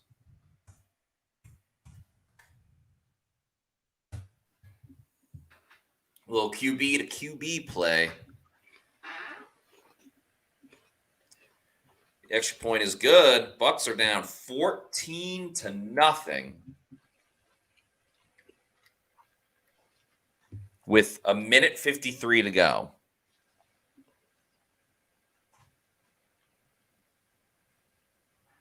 Incredible. Shaggy says, I'm late. Looks like a rough start. Shaggy, maybe that's what we were missing. Now that you're here, maybe the Bucs will improve.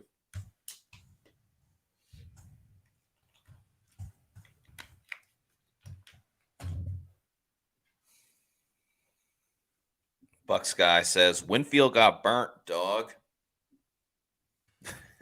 By a QB.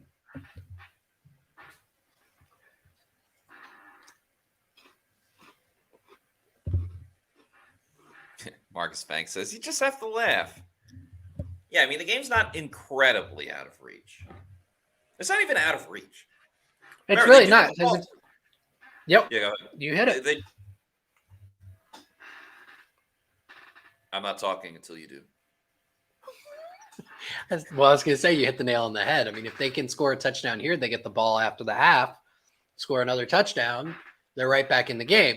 Now, a lot of people are going to go, you're expecting this offense to score 2 touchdowns in a row? They're capable of it. Yeah. They just haven't really called or played to it so far this game. Last time the Bucs were shut out in the first half. Oh, last season. Oh my God. What a huge rate. The Bucs have only had 15 plays on offense. That's insane. They better not run the goddamn ball. Do not run the ball here. Baker looking, throws to the sideline, nearly intercepted. Why is Cade on the top target today? I refuse to believe that Mike Evans and Chris Godwin have been double teamed the entire game.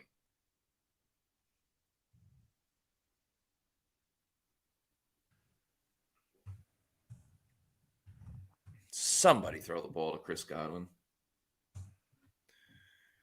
Down the field. Oh, there's Chris. Oh, my God. The Saints defender got absolutely drilled. That was wild. All right, 3rd and 10. This might be the quickest 3 and out in the history of the NFL. Yeah, they'll probably run it here because they don't want the Saints to have 2 timeouts and get the ball back.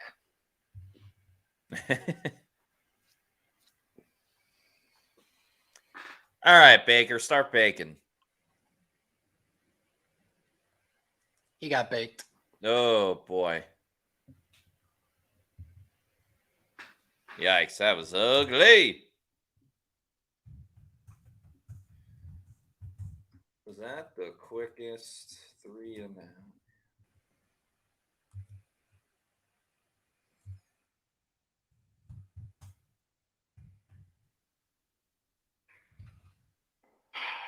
I knew I picked the wrong article for post game.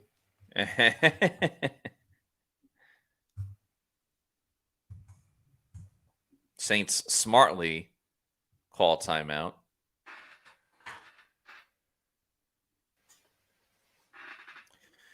All right, we're going to have to mix up the juju again. Oh, my God, the Eagles just threw a pass. That was wild. The running back. The Eagles throw many passes, but the running back threw a pass. And that was wild. I wouldn't necessarily. Nicola says playing scared again. I don't necessarily think they're playing scared. It's just like no one's open. Or Baker doesn't think anyone's open. Nicola has another bad punt. What the hell? Yikes. I think Nicola has a point in terms of how they scripted their first few drives. Sure, on the 2-minute drill, they went and threw the ball 3 times, but you're supposed to do that there.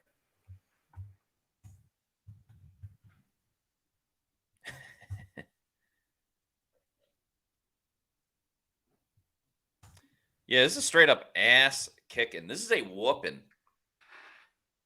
Meanwhile, Julio Jones is out here scoring touchdowns for the Eagles.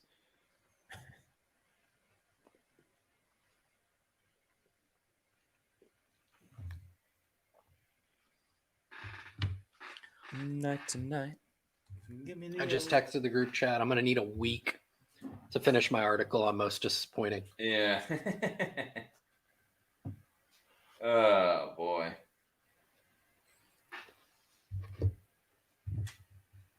Yeah, who would be on most impressive right now? I guess Yaya. The weather.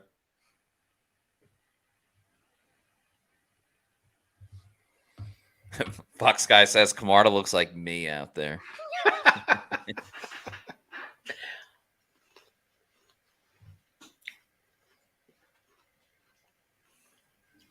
Angelina S. with a great point says the Bucs need to down some Celsius at halftime. Could not agree more. Can you put that last comment back up? MJRVI? No, I think so. McLaughlin hasn't had a chance to get on the field yet. But I like this comment from Angle with who should be on most impressive, the fans that stayed. There you go. Greg Olson for being the best color analyst in the game right now. Wow, they gave the top unit for this game. And this is how the Bucs reward Greg Olson and former Mets sideline reporter Kevin Burkhardt. Slay 509. Question of the day: would Baker be this great without Mike Evans? Is this a Johnny Manziel Texas A&M situation? Not to that degree, but I mean, Mike Evans certainly has helped out the game of Baker. He elevates. As Mike has done with every quarterback, not just Baker. So I guess the real question is: did Mike Evans make Tom Brady's career? Kyle Driver, thank you for the $2 super chat. As Kyle says, adjustments can be made, but doubt it. Yeah, I don't think the Bucs will be as bad in the second half. Ryan Gomez with TGHT says, it's okay now, guys. I was finally able to get this game on the TV. We'll shape up now. Crisis averted. All right. I hope so. As the Saints start with a screen and a missed tackle and another missed tackle. But it's about a 5-yard gain. Saints only have one timeout, so they're trying to move quick as Bowden Jr. Hustles to get the ball to the ref, to Mr. Hockley.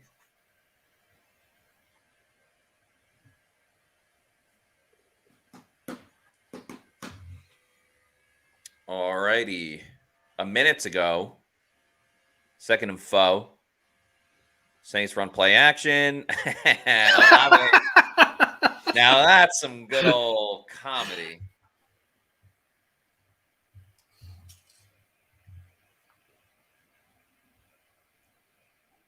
Okay, my other bets, by the way, what do I have? Over 39 in Bears-Falcons. That's pretty good. That's 28 points in the second quarter. Giants plus 6.5. They're down 7. Dolphins plus 3.5. They are down 8. And the Ravens just got the ball back. And then the Packers to win tonight. All right.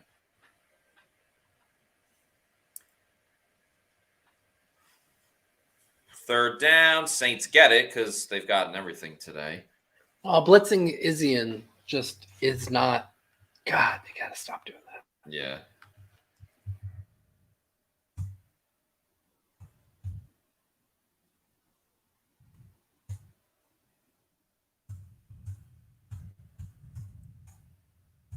Maybe I can at least get a Yaya sack.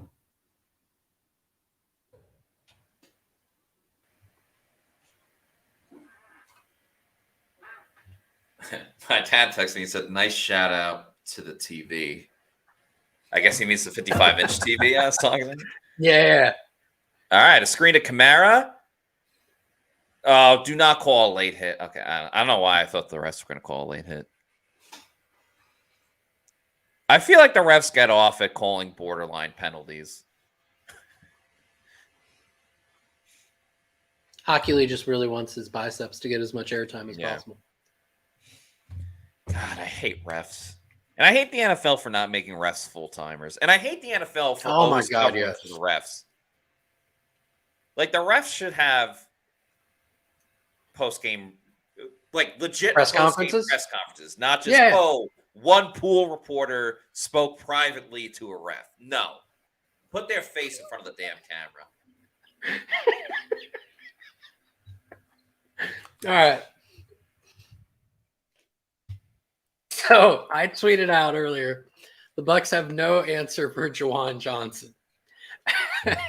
And somebody with very good Photoshop skills replied to it with what looks to be a screenshot of me saying the Bucs have no answer for a goddamn thing.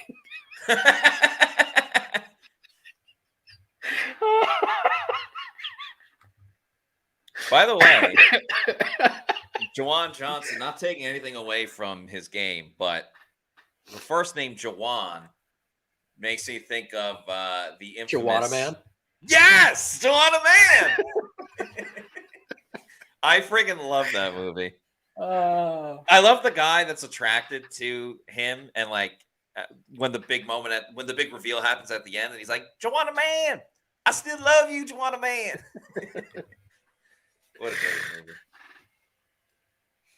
Oh, the kick is up, and it is good with 9 seconds to go. Bucs have all 3 timeouts. Yeah, they're gonna take it big. They will have 6 when they come out of the half. Oh, wait, they're not allowed to keep the 3.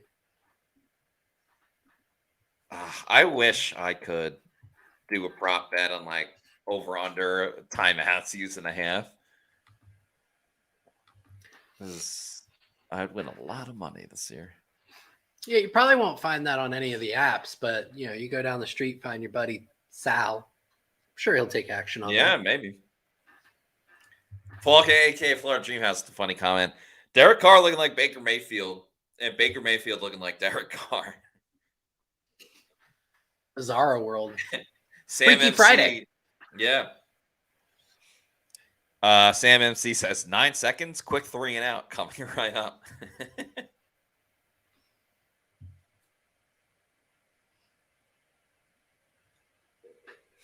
Yeah, Freaky Friday. Shout out to the song as well by Lil Dicky. That one's over my head. Yeah, it's Lil Dicky and Chris Brown. Even though I don't like Chris Brown, it's a very good song. That's one of those, like, can you divorce the art from the artist? We were having that conversation last night because you could say it about a number of artists, which we don't need to get into because that'll spark a lot of comments that we don't need to get into. But just in general. Yes. And then we said, what if you take the awful things that the artist did, but combined it with the music? Like, how would you rank that as well? All right, Bucs take a knee as expected. We're going to go into halftime. Bucs are down 17-0. We're going to take a little bit of a break, and we'll be back for the second half. So do whatever rain dance or anything all the Bucs fans need to do to get this team back in it in the second half. So see you guys in a little bit. If I can find the damn... Hey, you know what? We'll just put up this one. All right. See you guys in a bit.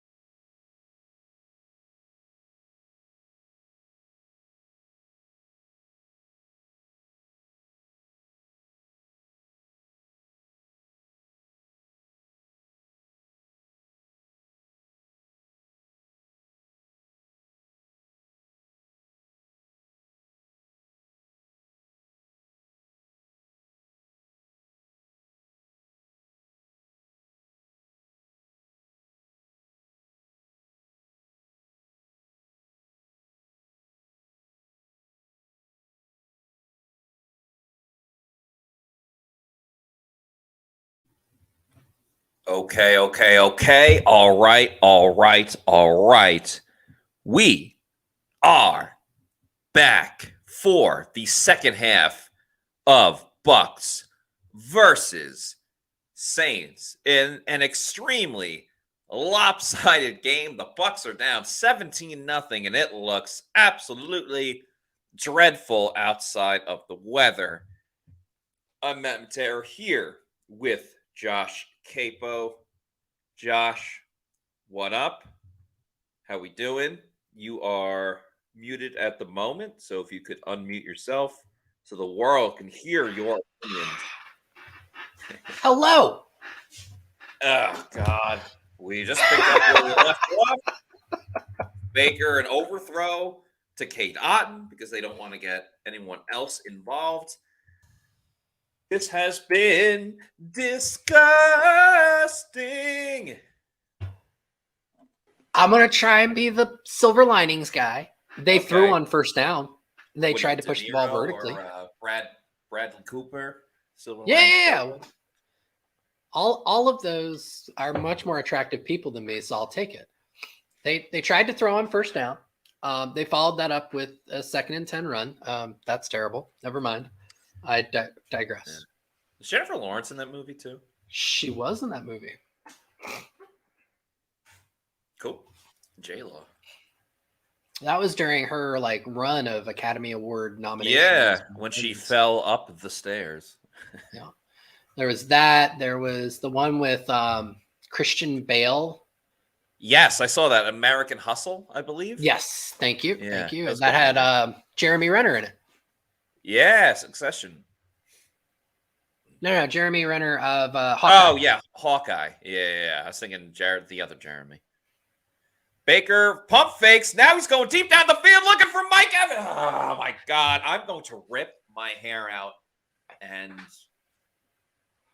I don't know. I'm just going to rip my hair out. This game sucks. This game sucks so much. I think that one's on Evans because he calls calls for the ball. Yeah. Baker has to pump fake, I think, again, because of a possible batted ball. And then Evans starts to look over his left shoulder. Or his right shoulder. His back. Another bad pump. What is going on with Camarda? I bet he's hurt or something.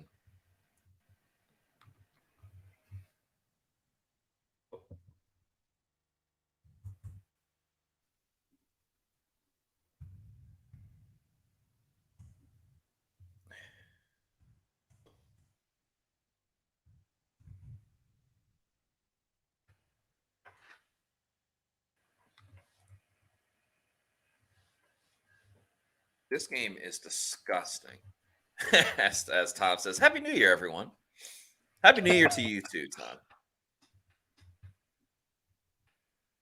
Camarda is hurt or what happened? Yeah, I mean, there are times when you see consecutive bad punts that something happened.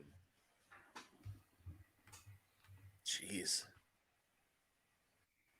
This is awful.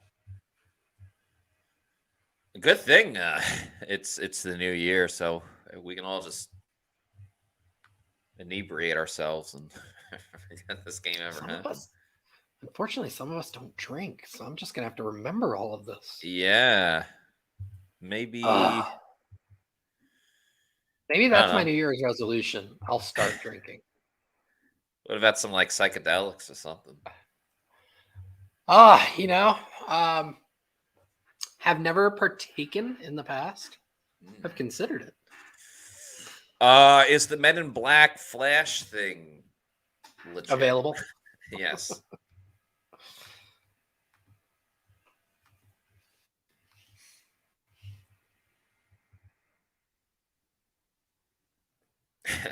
Nicole says Todd was coaching better when his job was in question.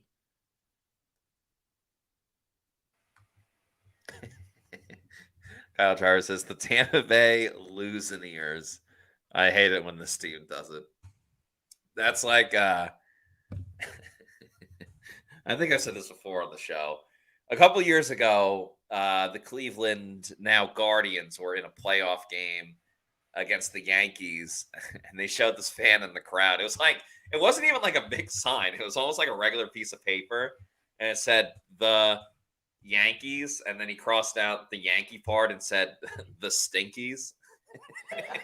And I always thought that was so funny. So I always call the Yankees the Stinkies now. But yeah, the losing years, when it's really more like the sucking years.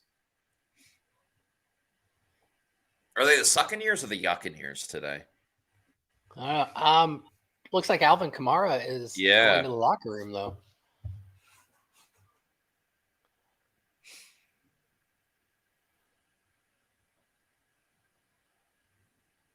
Oh, there's a flag on the play.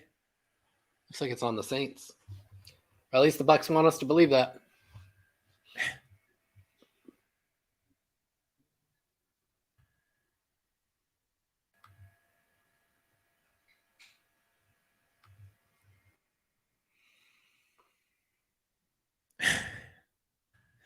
Luke Easterling tweeted, Bucs picked a great day to completely forget how to play football.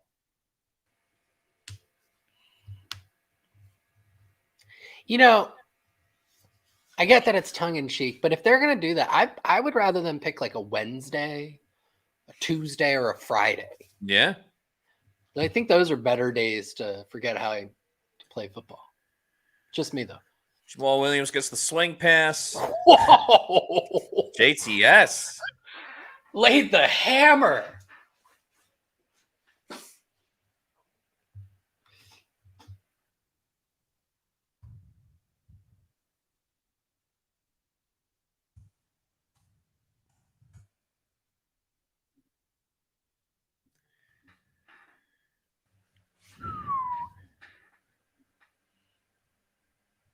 Second and 14. A little run to the outside. Kalijah Cansey's there. Levante David. Vita Vea came to playa today. Bucs defense has come out of the second half in a much better way than they entered it. Yeah, they're vibes right now, man. They're the mood. But here comes the dreaded third and long. Yeah, which has plagued the Bucs today. And the season, really. Yeah. Where's the Izzy and Blitz? No, wow, they're just sending four. Holy crap. And look at that. Look at that. They didn't blitz. They had more guys in coverage.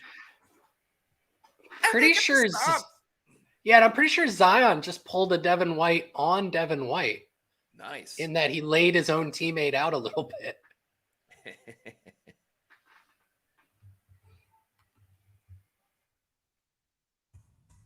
All right, cool.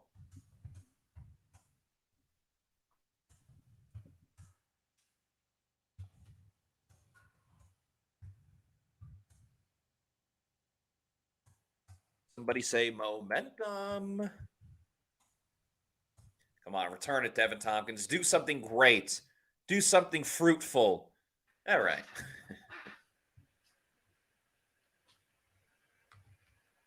And Naram says, Zion's just trying to get Britain.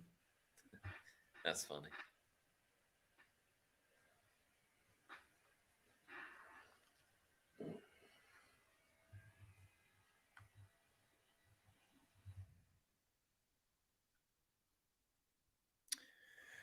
All right, around the league, Chicago's up 21-7 against Atlanta, trying to make it 28-7. Justin Fields cannot get into the end zone on second and goal.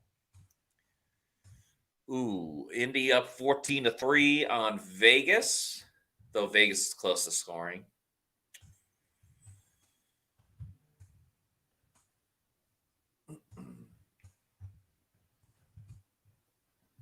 It's a murder on the dance floor.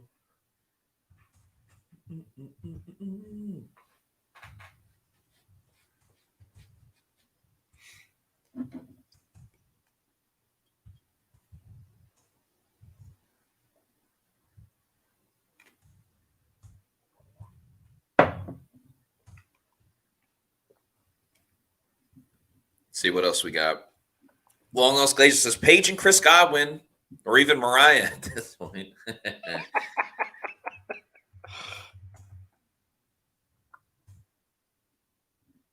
Bucs guy says, do you think if Bowles came in at safety, it would give us a spark? No, I do not. Now, if it was Todd Bowles when he played for Washington, maybe. I actually don't know. He played like 8 years in the league. That's respectable.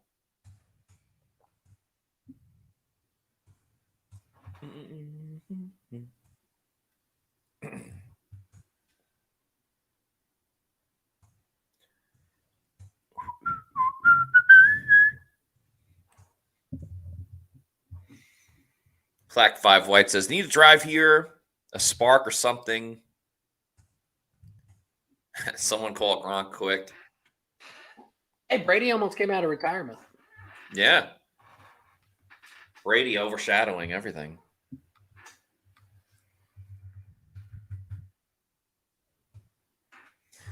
All right. 6 drives, 4 3-and-outs, 1 turnover. This has been an awful game for the Bucs, particularly on offense. So why not go shotgun and run it with Rachaad White? Okay. A 4-yard run, probably the best And in a the flag. game. And a late flag. Are you kidding me? Holding.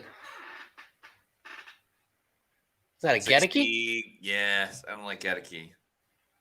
Yep. Gedeke.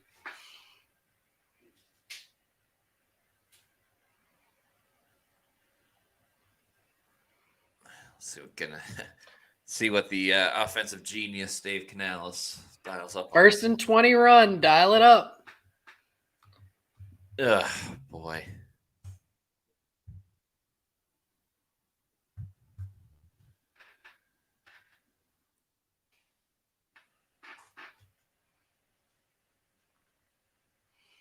Chris Godwin goes in motion. We've seen nothing from Chris Godwin today. Until now. Nope, that's Rachaad White. That's okay, though. We'll take it. We'll take it.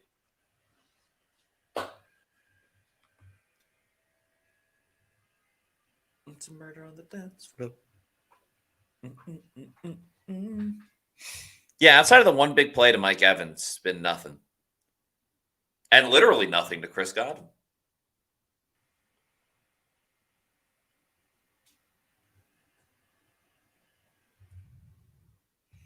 Second and 13. Now they're going to run it. Yep, got them right where they want them.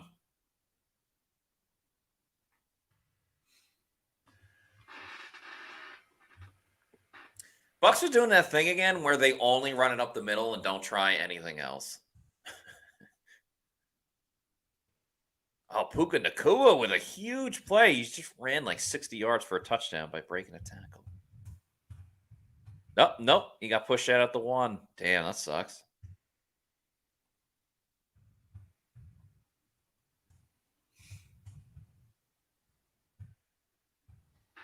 Third and 9. Baker, rushing, scrambling, has time, throws. Wow. Caught by Trey down. Palmer. Yeah. That's a first down. Keeping the drive moving. A much needed first down.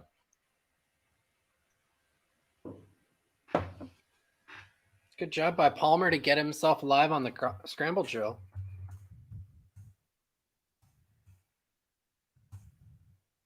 I got to the Dolphins about to try an onside kick. No, never mind. Okie doke. Oh my God, the Ravens are going to return the opening kickoff for a touchdown. And Rachaad White gets his best run of the game. 8 yards, 7 yards.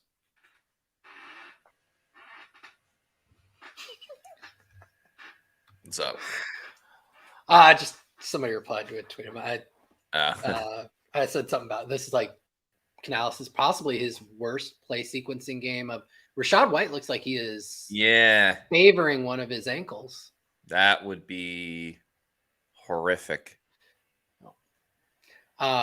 Hey, I mentioned that. Oh, they got the outside run. There you go. Chase Edmonds. Edmonds. So I had said this is probably Canales' worst play sequencing game of the year. And somebody replied back, just one more run, bro. Please. It'll work this time, I swear.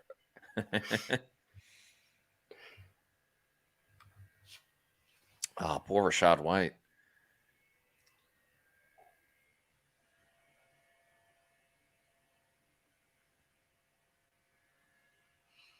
Baker has 60 passing yards. That's despicable.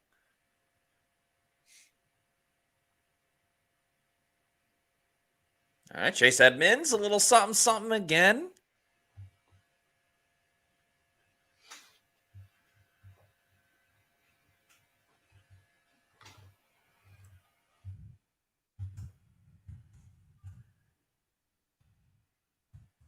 Clearly the best drive of the game for the Bucs because everything else has been aided by penalties.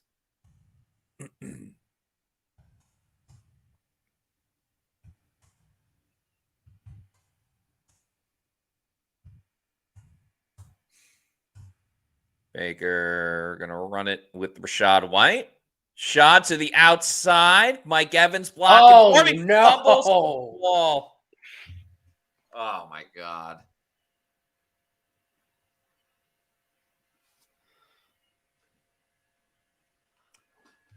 The part that sucks about that the most is he was like right on the sideline.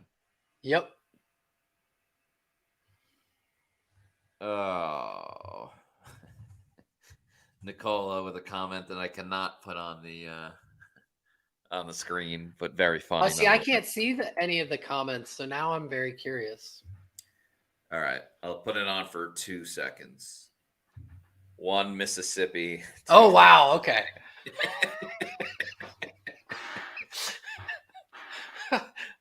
That got to the point real quick. Yeah. Oh, man. Rachaad White was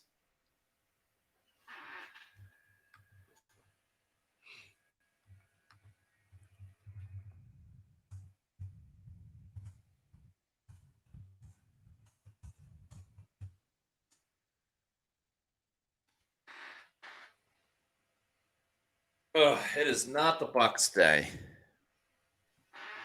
Not the Bucs day. So earlier this week, I highlighted a play from the Jags game where Rachaad had an incredible block on. I highlighted it on Twitter. Yes, you did, and he quote tweeted. He got some run. Yeah, he did. He did. That was pretty cool. And I believe my only context and comment on the tweet was just Rachaad White, let's go. The question I have is, do I now take this clip from the All-22 when it comes out in a couple days and put it out and just say, Rachaad White, oh no. Yeah, I think fair. Like quote tweet the original one and just create like a little string. Yeah, because I could see if you just said the no thing without the context of like the thing you said last week, people wouldn't totally get that that's what you're paying homage to. So yeah, that could work.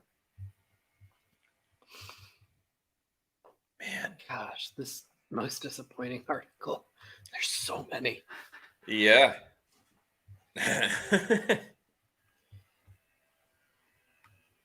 I mean, so close. He's like 2 feet out of bounds, close to being out of bounds.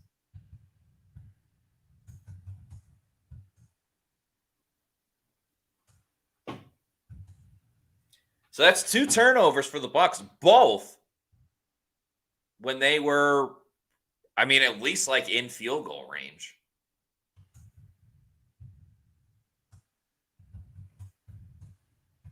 That was an odd slow-mo of Rachaad White's face.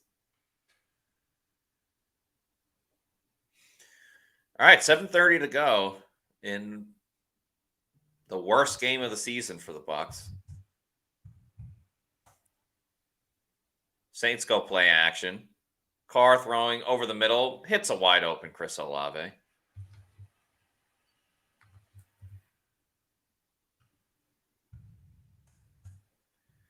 Why do the Saints always kick the shit out of the Bucs in Tampa? Except for last season. They certainly play better in Tampa than in New Orleans. Yeah, that is true. And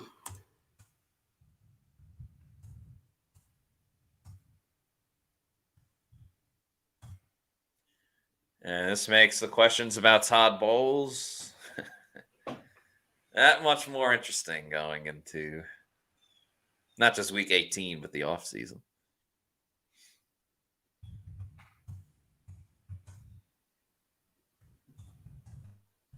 Okay, Alvin Kamara is questionable to return to this game with an ankle injury.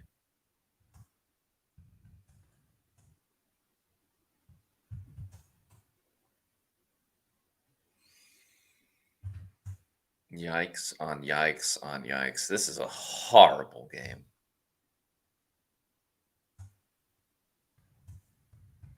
Oh, KJ Britt on a blitz. Of course, Derek Carr gets the pass off.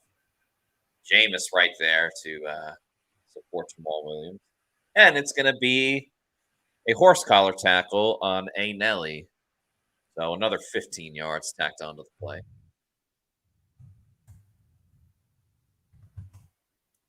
Yep, bad to worse.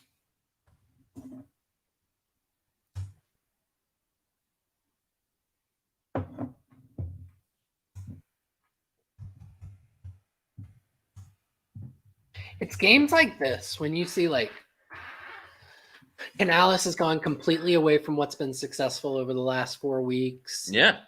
Every single player seems to be making stupid mistakes. That you give some credence to that whole the NFL is scripted thing. Yeah. And like, I don't know, it seems like the Bucs have been in shotgun on offense the whole game, which I feel like takes a little bit away from the play action. I can actually understand that up to a certain degree when you look at how the interior of the offensive line's been getting beat pretty soundly. If Baker's under center for those, he's getting trounced. At least he can see it coming and try to adjust. And you've seen him do that, scrambling within the pocket a good bit and trying to avoid some sacks. Well, the good news is, even if the Saints score a touchdown here, it's still only technically a 3-score game. A 3-score game. Oh, wow. James Conner just made a sick one-handed catch in the end zone for a tutty. Touchdowns. Haven't seen that today for the Bucs. Through 3 quarters.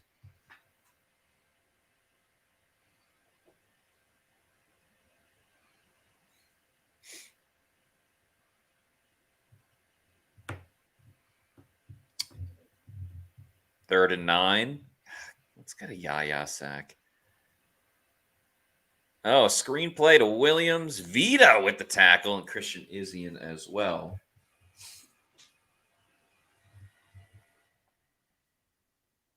Make it a 20-0 game.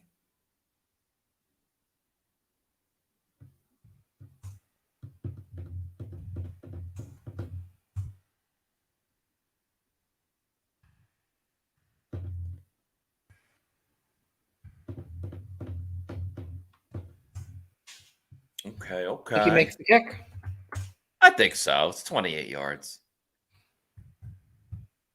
Relatively a chip shot. Yep, it's good. 20-0.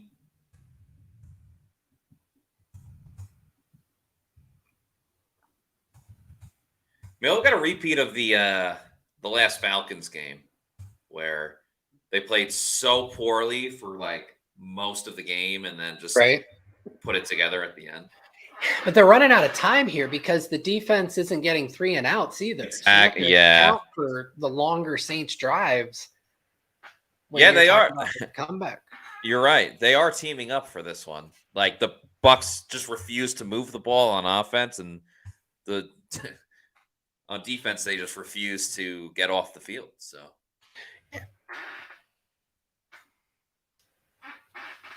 Oh, I wanted to ask you, how long of a field goal do you think you could make? maybe 10 yards. So they would have to hold the ball at the goal line. Yeah. Wow. Okay. Maybe.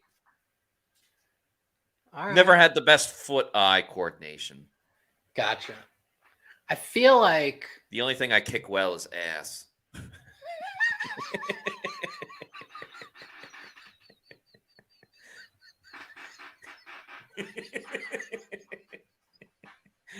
Sorry, I didn't mean to cut you off.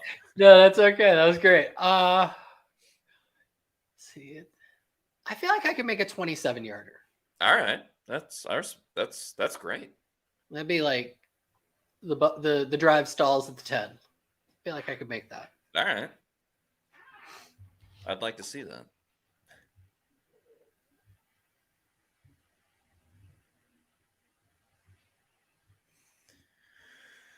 Oh boy.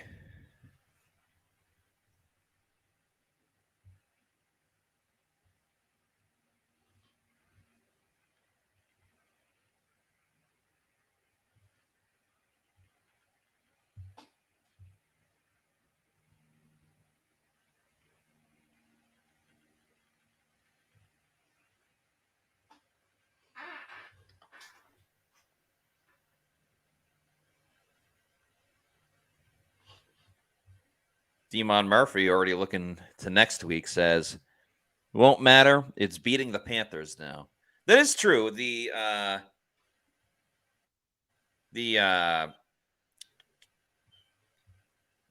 bright side of this is they just have to beat the Panthers next week.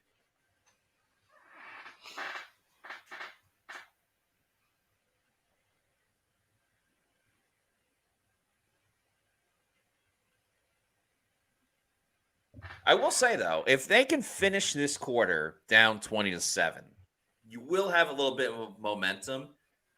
And it does bring the crowd into it, which is very important. I'm assuming, and we don't have the volume on, but I'm assuming the Saints have been able to play this game relatively without having to deal with the crowd of the Bucs fans. Like, oh, third down, it's got to stop and all that stupid stuff.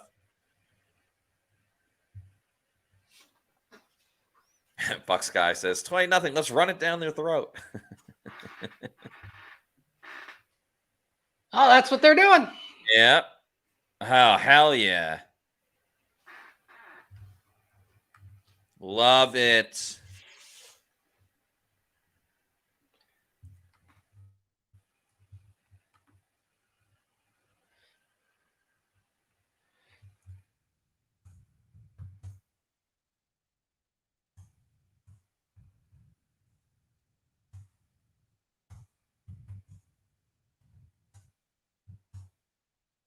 We'll do it again.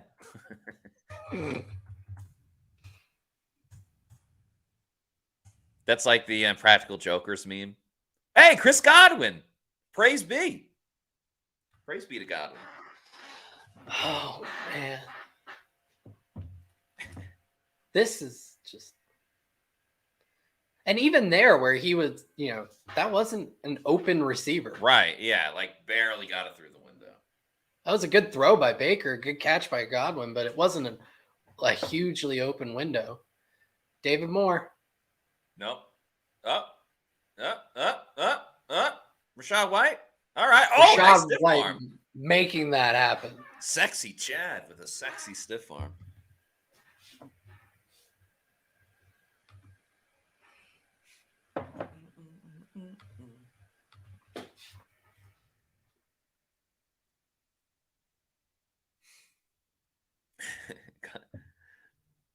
Bucs guy says Godwin is active today, boys. Stinny got run over. Yeah, that was bad.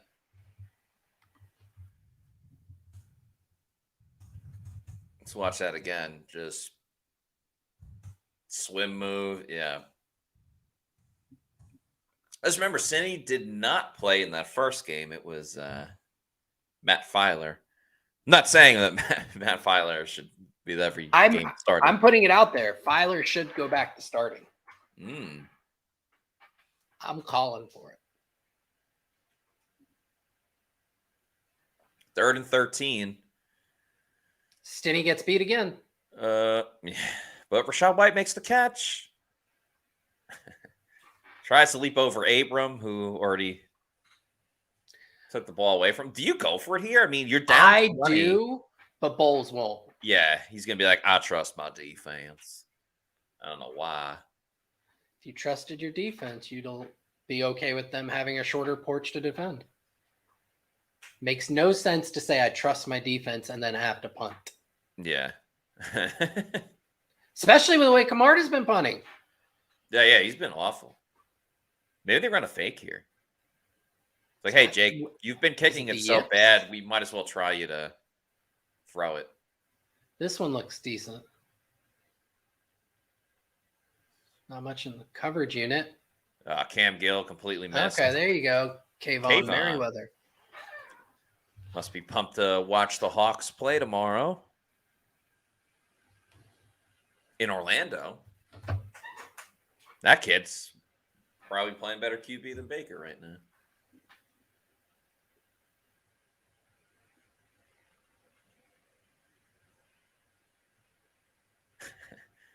I'm not going to diss a kid. Legons says, wow, ... disgusting.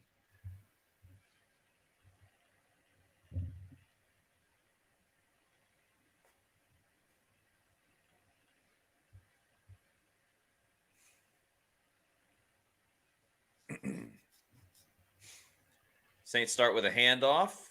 Flying in is KJ Britt.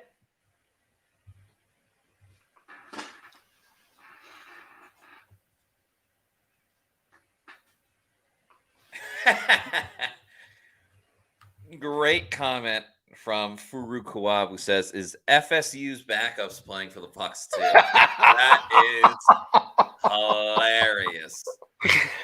Oh, man. Very, very funny. Who was it? Do they mind if I put that out on Twitter? That needs to see a larger. No, go for it. Do what you need to do. Screenshot or whatever. Is that Baker or Brock Glenn?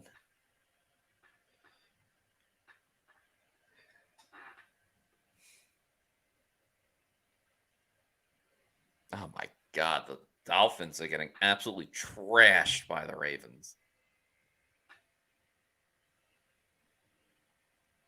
Trashed by the Ravens.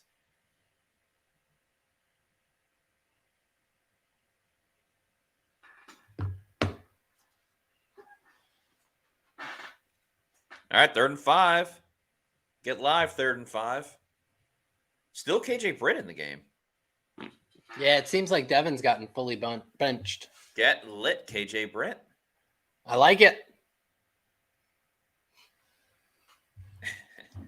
Nathan Marone says they finally benched White and put in KJ when it doesn't matter. But it could matter. It's the NFL. Anything can happen.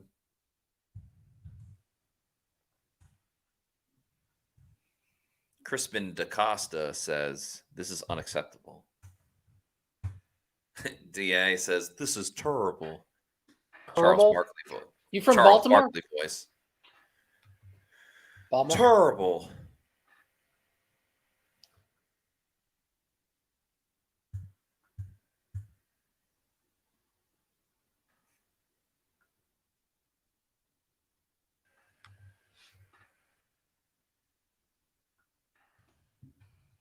Air Raid Band says, chances for Antoine Winfield Jr. interception? Probably not, because the Saints are just going to keep running the ball.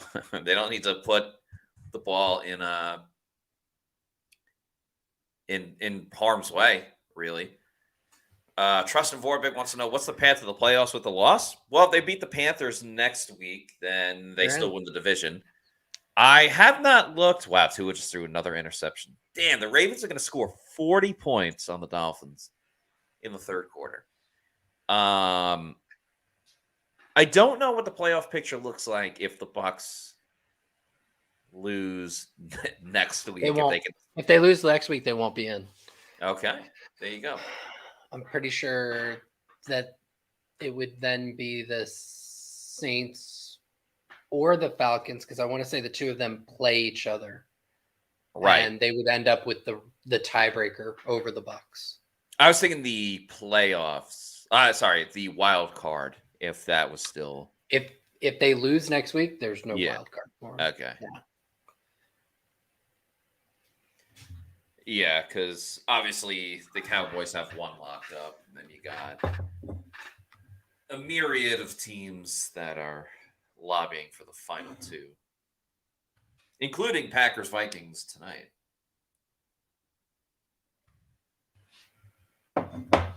And the Rams, of course.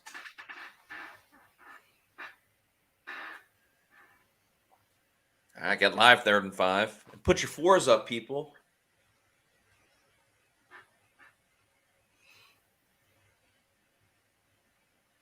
Devin's back on the field.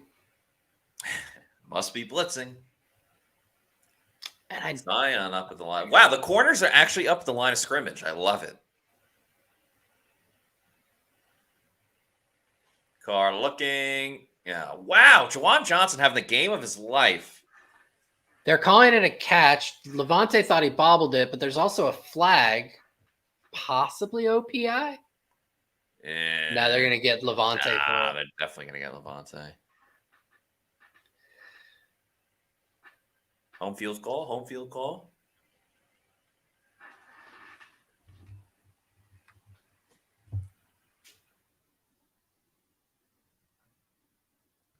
Yeah. Wouldn't have even mattered. Hot damn.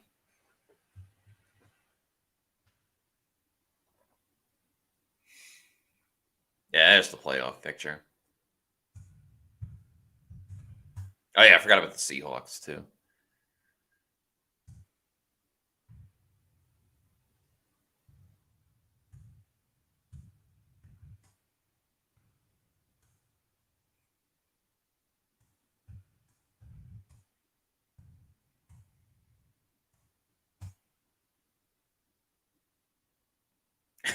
How do you let that happen? God damn.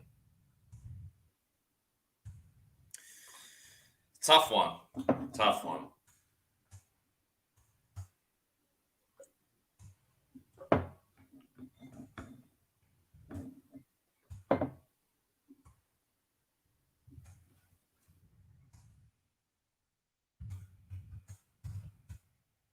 There's nothing that you can turn to as a positive for this game. Like Yaya made one. He was good that first drive. Yeah. No sacks on Derek Carr. Vita's been solid. Yeah, that's fair. Oh, sorry. Marquise Watts had the sack where he just stared at Derek Carr. I don't think Brandon Thorne is going to qualify that as a high quality sack. Yeah. In his true sack rate metric. Brian Fisher says, Josh, make it easy on yourself. Most disappointing, the Bucs. You know, I wish, but I can't hit there are certain like word count thresholds for it to get picked up on Google and whatnot. And I got a link to stuff. There's a lot more that goes into writing this than I ever thought before joining the PR team. Yeah. But you're not wrong in terms of the sentiment. Not wrong at all. Bucs finally get a stop on defense. Shaggy with the $5 super chat. Thank you, Shaggy. Says, most disappointing in a word, everything. Yeah. No, that's true. Most disappointing that people chose to watch this instead of enjoying New Year's Eve. Yeah. Doing literally anything else. I think they got to start double teaming Juwan Johnson. I mean, he's just having the game of his life. Frank G says, I bet you Canals going to keep running the ball. Let's hope not.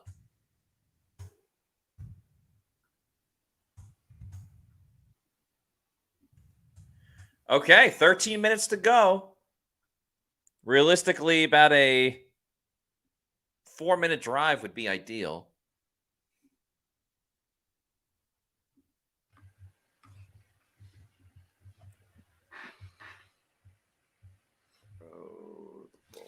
All right, Matt. Let's say you're in the media room following this. I know you're not. You're in your living room, your man cave. Yeah. But let's say you are.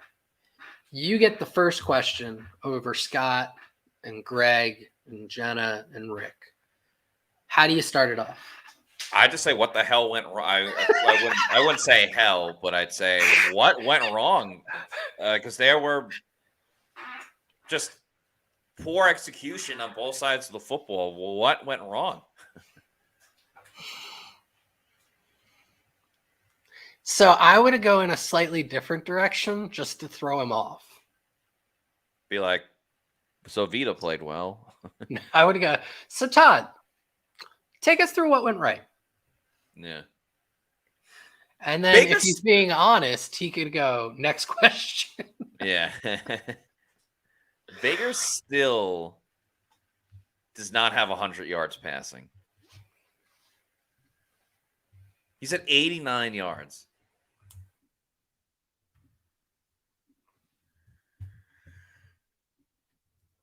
Terrible.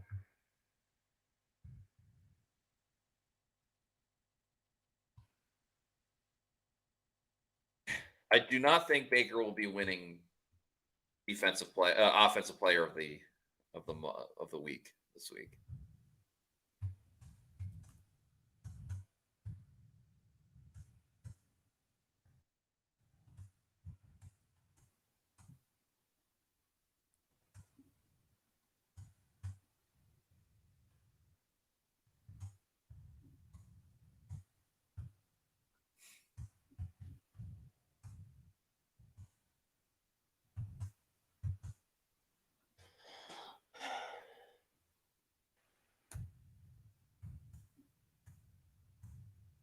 $129 total yards of offense.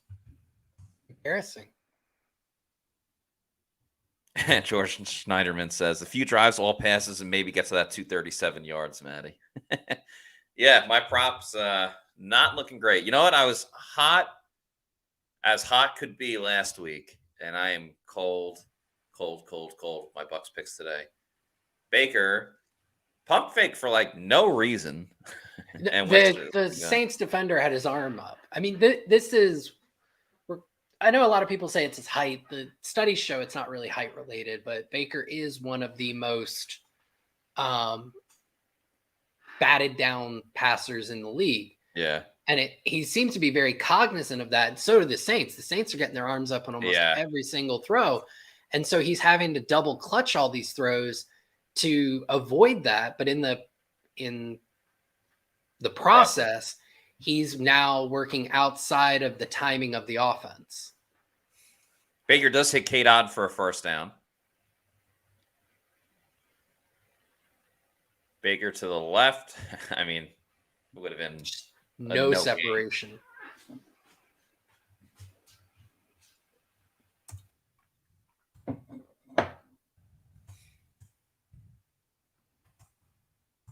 Wow, the Giants are trying to take the lead on the Rams. That would shake things up.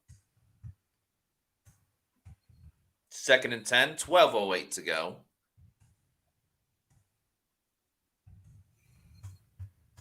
Baker to Chase Edmonds.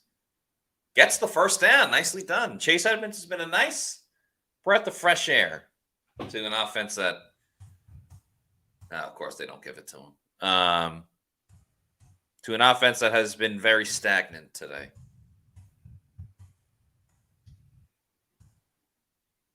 Oh, they gave him the first down. Nice.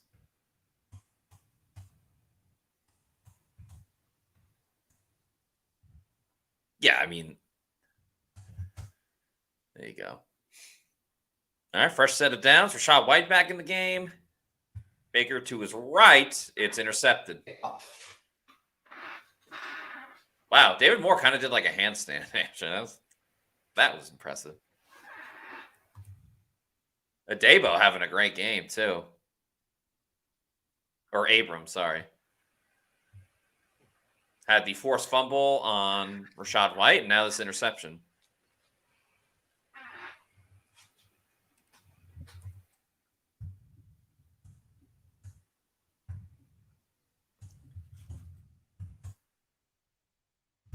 You remember the deep one that he missed to Evans? Was that in the second quarter or the third? I believe the third.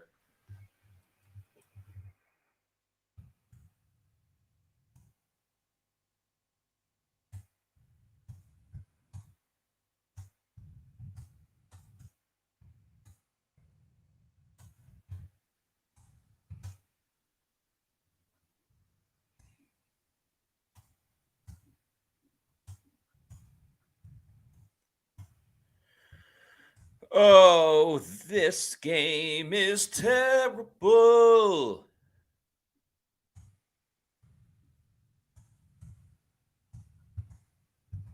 Now is it Trask time. Oh, buddy. You I do meant that, you open the floodgates for next Yeah. week. I just meant like the game's out of reach, putting Kyle Trask, keep Baker healthy for next week.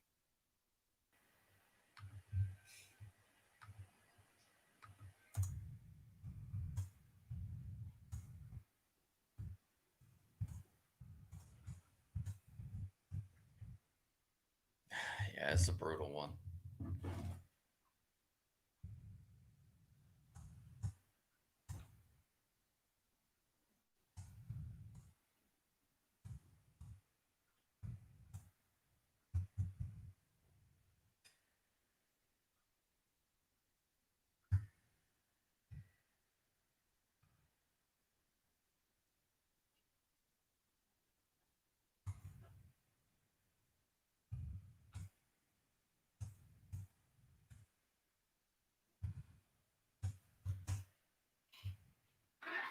Ah.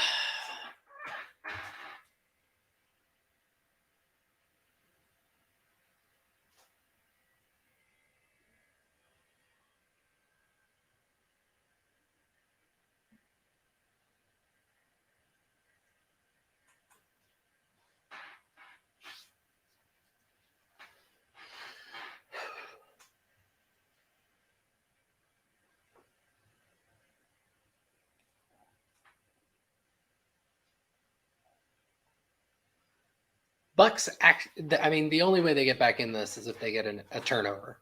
Yeah. Nice play by Jamel Dean there.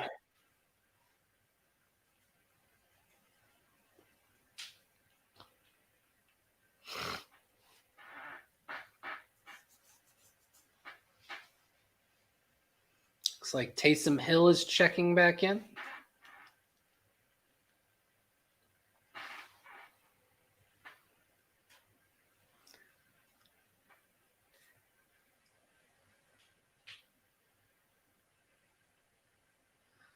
Bucks opting to leave Devin White in instead of KJ Britt on a Taysom Hill quarterback snap. Doesn't seem smart.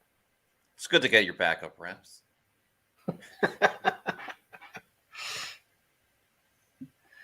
Good to see Will Golston still playing hard. Greg Allman tweeted out, just to say it again, if the current scores hold up, the Bucs, Saints, and Falcons will all be alive to win the NFC South next weekend. Crazy. Yeah. Do you think they flex the game to Saturday then? The Bucs game? Yeah, because they haven't announced the Saturday games. How many games are playing on Saturday? I want to say 2. I feel like they would keep the Bucs on Sunday because then it at least Evan. Because then at least the Falcons and Saints have something to play for. Yeah, that's a good point. That maybe.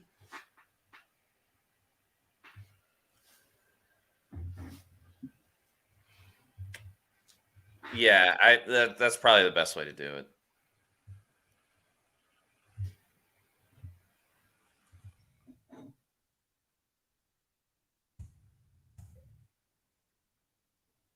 Yeah, Baker's been bad today. That doesn't make me a Baker hater. He's just been bad today.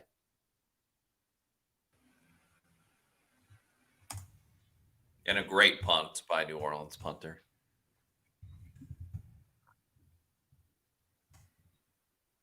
All right, Baker's at 110 passing yards, only 120 5.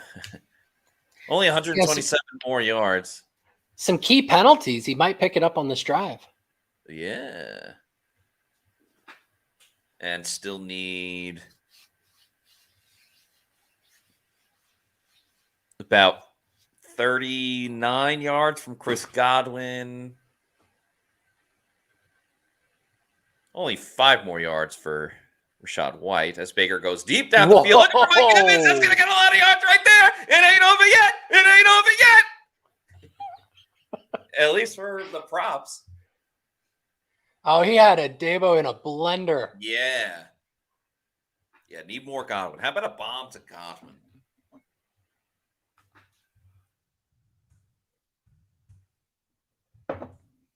Hurry up. Come on. Speed. Keep the momentum going. Tick, tick, tick, tick, tick, tick, tick, tick, tick, tick, tick. Bucs going 5 wide. That's pretty cool. Saints only drop 3 or send 3. Oh, God. Hey, not. Is that a fumble? No, incomplete. No. Ooh. I'll add him to the list. Yeah, I've been horrible today. There's been so many of those like crossers that he kind of has, but then as soon as he gets hit, he lets it go. Plus that terrible block on Cam Jordan on the very first drive on that 3rd and 1 shotgun run. Yeah. Jordan got the penetration to basically bring down White. That's where it all went wrong. Oh, screen to Chase Edmonds. He's got a blocker. Chase Edmonds going to head up the field. That's a first down to the 40. Baker's racking up those passing yards. Now just need a little Rachaad. Rachaad White can wait. He can get it on the next drive, but get a little Chris Godwin. Baker gets like 200 passing yards on these 2 drives. Robert Hainsey did a good job of playing tag on that play. Yeah. Move it, move it, move it, move it, move it. Throw it away. There Throw it it. Oh, no. Okay. And there is your batted at the foot line. Customary PBU by a D lineman.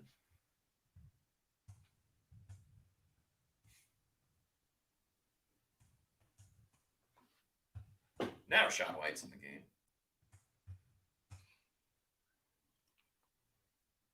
AKA Shad.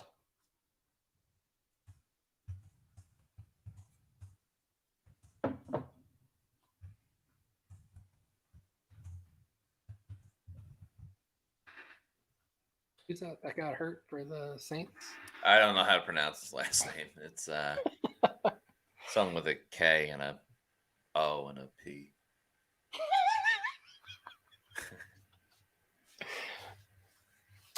You may not be familiar with it because it's a little south of where you used to live in New York, but I hear KOP, and just from my other world, I start thinking of King of Prussia Mall outside of Philly. What was Prussia? Is that like Prussia was a Russian province. They saw that coming. Yeah. Great. Demario Davis was running to Trey Palmer pre-snap. He knew that was coming. Now Baker has to gain another 2 yards because they just lost 2 there. Yeah, wow, like right away. Do it again. Baker. Oh, over to Rachaad White. Rachaad White's going to get over on his receiving yards. That'll make it 4th down. You have to go for it. Even Todd Bowles knows you got to go for it here. How about Chris Godwin? He's been big on 3rd downs in other situations.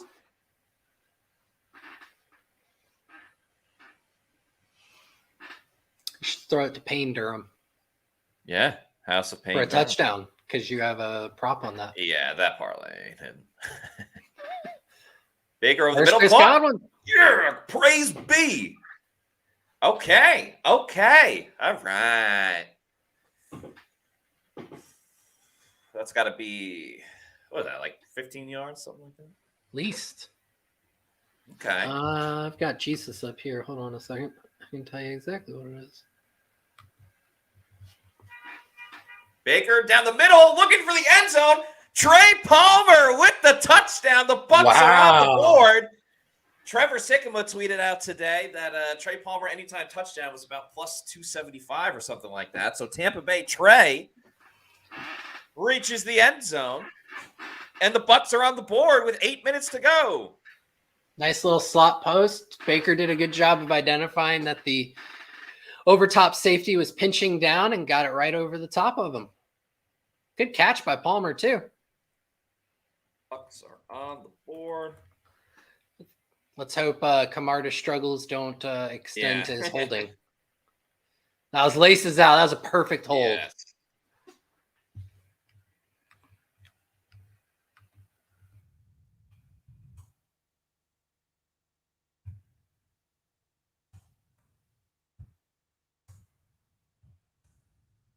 Tampa Bay trails New Orleans 20-7 with 7:50 to go.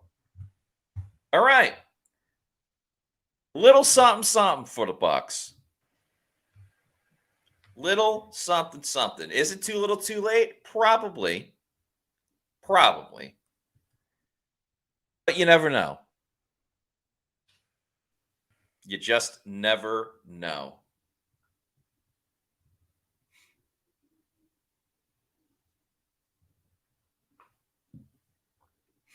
Okay, yo, Baker's at 201 passing yards right now. What did I get? He'll get another drive. He'll get another drive. Let's see what I got him at.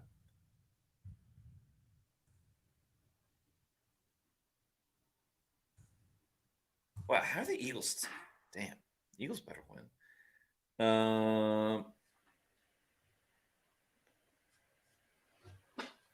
Did you just say the Eagles better win on a Bucs podcast? Like a podcast? Yeah, I'm talking from Bucs betting fans. I'm talking from a betting purpose. And I understand this, but I don't know of many Bucs fans who are going to care about your bets over what is going on. Wow. Hey, Camarda with the tackle. Okay, There's got to be something wrong. Yeah. I got Baker at 235.5. Rashad White's at 24. So Rashad White hit. Godwin I got at 54.5. He's at 34. So I need 21 more yards from him. It's possible this parlay hits. That would be wild. But, of course, the Bucs do need to get a stop on defense with 7:44 to go. They start with play action. Devin White in pursuit. They give it to Juwan Johnson, who's been a monster this game, and he gets a quick first down. I guess if you're going to allow a first down, you might as well do it on first down, then let him get it on third down.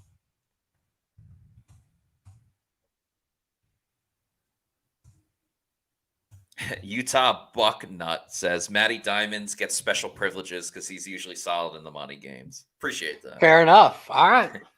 The fans have spoken. Your exemption. Got your exemption. Carr, 24-32 for 197 yards and 2 touchdowns. Oh, my God. This is pathetic. Just terrible. Look at Jamal Williams. Yeah. That man could get fired up for a game of mini golf. Yaya missed it. Devin White missed it. Levante David missed it. If they get a field goal here. Be a 2-score game. Okay, so it's still a 2-score game no matter what. 2 touchdowns, two-point conversions. Yeah. And you have a tied game. Cool. Baker would have to get over on the passing yards then. Another run with Williams. All right, Bucs need to get a stop here because they need 2 stops regardless. Do you start using the timeouts here? I think if they get another first down, then you start using the timeouts. Fair.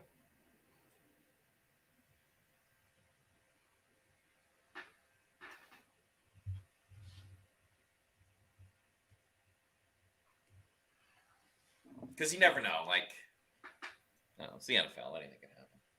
Like putting Taysom Hill on the field in this situation. Hill's going to throw. The ball's tipped. See, that stops the clock.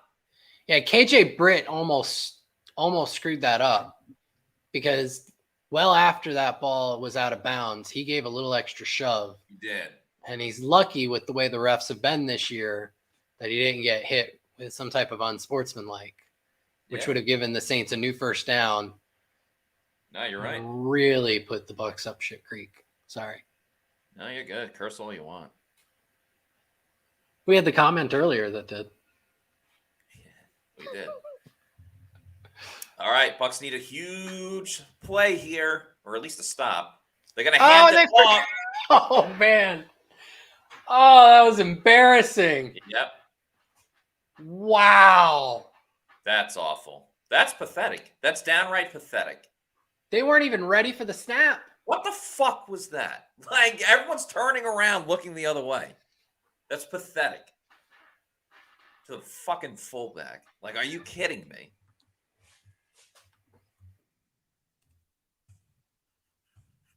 Jesus, that's bad.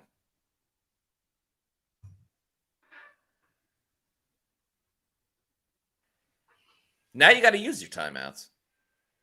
Oh, but they're not. Play clock just got down to 1, and well, I think the Saints took 1. Yeah.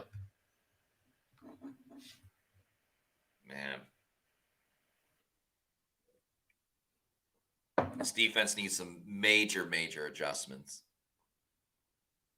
Regardless of how this game ends.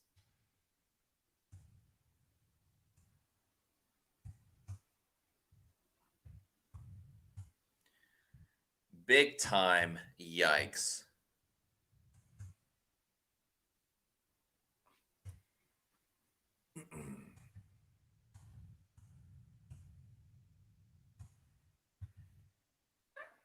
Yeah, because the Saints can bring this to around 3 and change. But again, that's why you bet. And your player props for Baker, Rachaad White, and Chris Godwin still hit.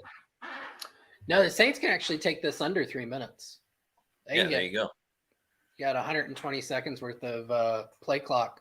Not to mention, call it 12 seconds of actual clock. Taysom Hill going to run it. Hey, Yaya Diaby. All right, timeout. I would like call not every time. I would call at least maybe 2, and you try to keep 1. Because he still saves some time, but not all the time.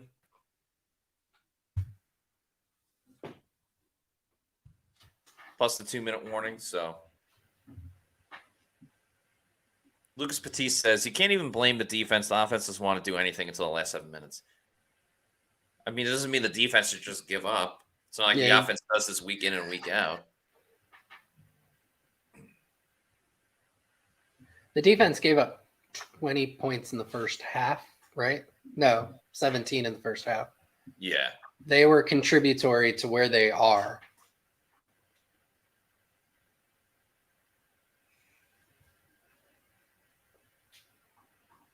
Brian Daly says, when Auden has more targets than Godwin, recipe for disaster. Another run play.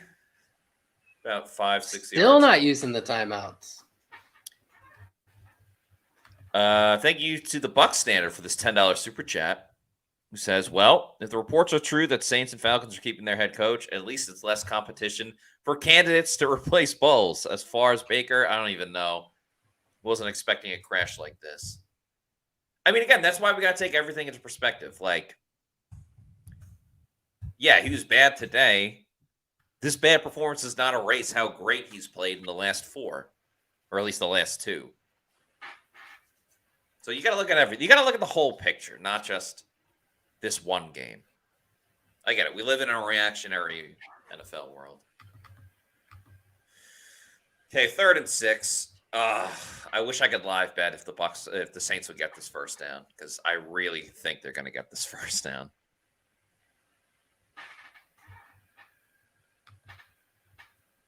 Baker Mayfield has more passing yards than Derek Carr. That doesn't surprise me. The Saints have basically been running the ball since the third quarter. Okay, there's the run. He's so close. Inches. They might as well go for it. It is Dennis Allen, though. Yeah. Yep, Greg Allman retweeted that they're going for it. Man, that's pathetic.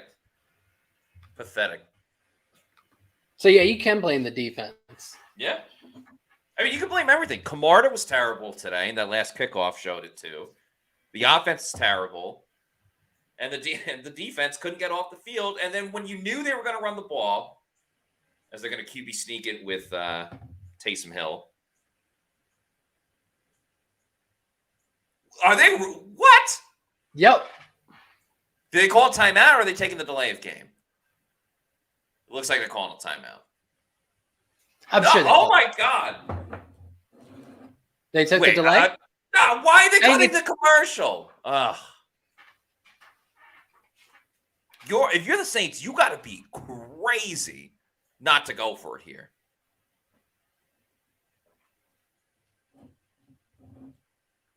I think they still nope. They're going for the kick. I told you it's a Dennis Allen. Yeah. He deserves to lose. I mean, the Bucs aren't going to pull this off, but he deserves to lose for this.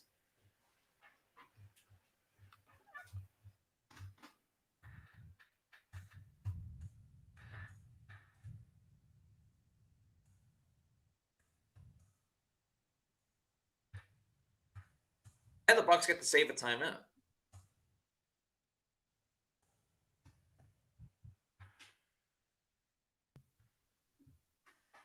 I hope he misses it. There's a flag. Another delay of game? Yep. Or false start? No, false start. False start.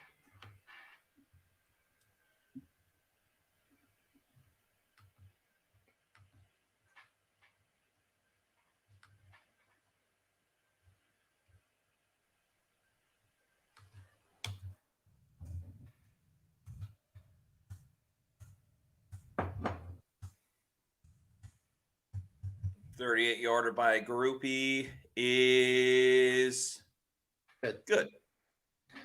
Matt, I need Josh, you or Bailey or Scott or Sly or all of you to get up to Carolina, since now that's going to be with the division on the line. Yeah. Because I really, really don't want to be the only guy from PR in that press box.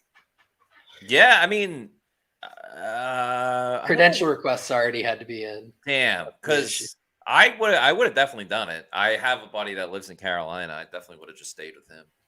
I mean, I could have put you up. Oh, I appreciate that, but so that's all right. You should talk to Danielle though, see if it is possible. Yeah. Yeah, I'll talk to Scott about it too. Nicola says Bailey and Sly do the game day thread. Yeah, they did it before. They've done it on the Monday night game against the Eagles. Nicola says 2 touchdowns, 2 2-point conversions, and it's ours. I need Nicola to text me every morning when I wake up just to get my head right for the day. Yeah. That kind of optimism. To be honest, I'm just rooting for my prop Your bets. Yeah. I need 35-something yards from Baker with like 20 of them going to Chris Godwin.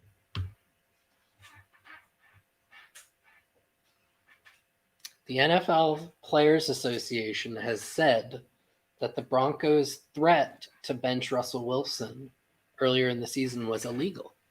Really? Wow. Couldn't they just get around that by saying, like, oh, we don't like how he's played? Well, apparently. Oh, Baker going deep on first down. He got him! Jay Palmer, He got him! Palmer all the way down Oh, to and he 20. He fumbled it! Oh my gosh! Trey Palmer! Trey Palmer saying he's down, but he was never touched. It doesn't matter. Well, let's see if he was. So, all right, he's flailing. He hits the ground. No, he was never touched. No one touched him. Right. Nope. That's a pure fumble. Oh, Even when man. they do good, they do bad.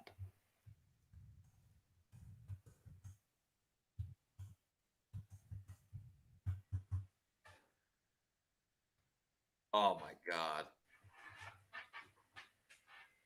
That is Wow. Hey, your Now I just need Mayfield over. Definitely hit on that. Now I just need Chris Godwin. If the Bucs can get a stop here, I mean the game's done. The game's over. But if they throw to Chris Godwin a couple of times, and this is good leadership by the Bucs.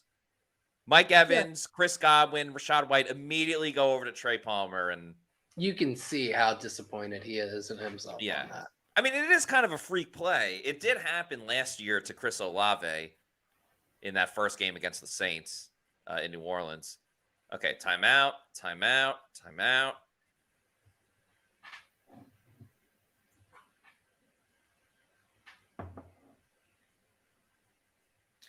If I'm Canales and they get the ball back, I'm dialing an immediate play for Palmer. Yeah. Yeah, it's one of those you got to get his head back in the game, Right. Get him right type things.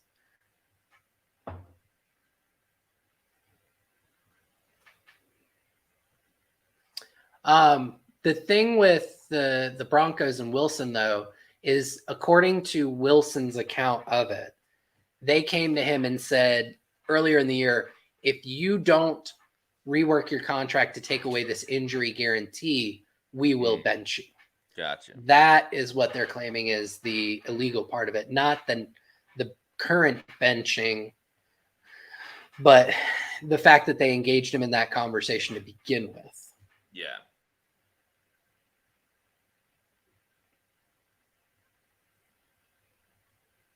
Wow, Trey Palmer. Jeez. That's 4 turnovers for the Bucs today.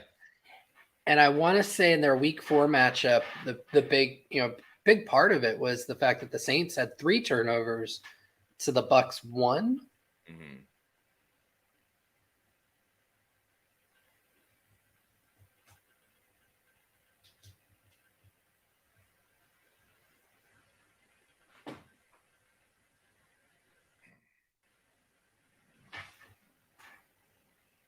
Jeez.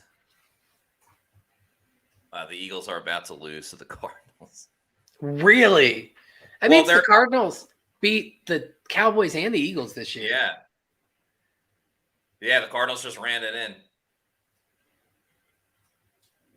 They were down 31-28. Cardinals just scored. I mean, there's 32 seconds left. And the Eagles are going to need a touchdown. So technically it's not over, but Wow. I mean, 32 seconds down 4 is very tough. Of course, I did a 3-team parlay, all like pretty much huge favorites. I did Eagles, Niners, and what was the other one? Eagles, Niners, and Bills. And I'm going to lose because of the fucking Eagles.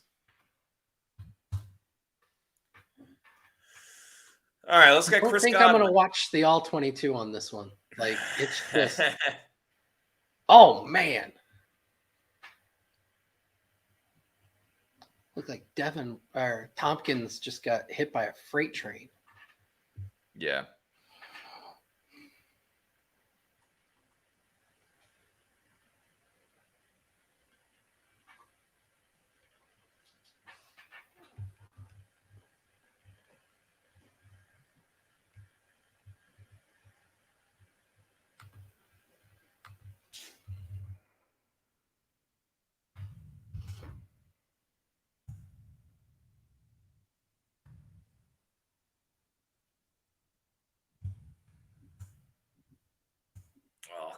please throw it to Chris Godwin.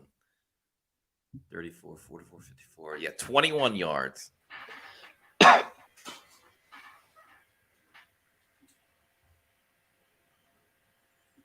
Hey, Paul. Godwin can get it on this drive right here. While it's at commercial, I have a Jets question for you, the Jets super fan. I'm not a super fan. Anyway. Are you just, if again, put yourself in the owner's seat or GM seat, are you just cutting Zach Wilson this offseason, even though the contract's guaranteed next year? I would try to trade him. I don't know. I mean, Rodgers seems to be friends with them, so I guess I'd keep him around. All right. Would you, at the very least, go out and get a Jacoby Brissett, a Joe Flacco, confident backup, and make Zach Wilson the number 3 inactive on game days guy? 100%. Yeah, I would highly invest in a top level backup quarterback. Yeah, I just keep thinking the money they gave to Dalvin. I know, that so they dumb. Could have given, and then you cut Michael Carter. Yeah, that didn't make much sense either.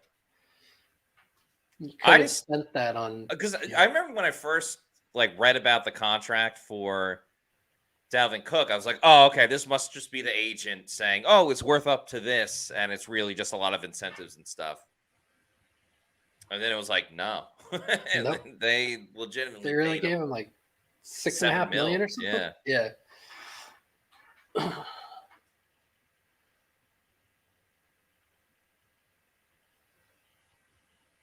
All right.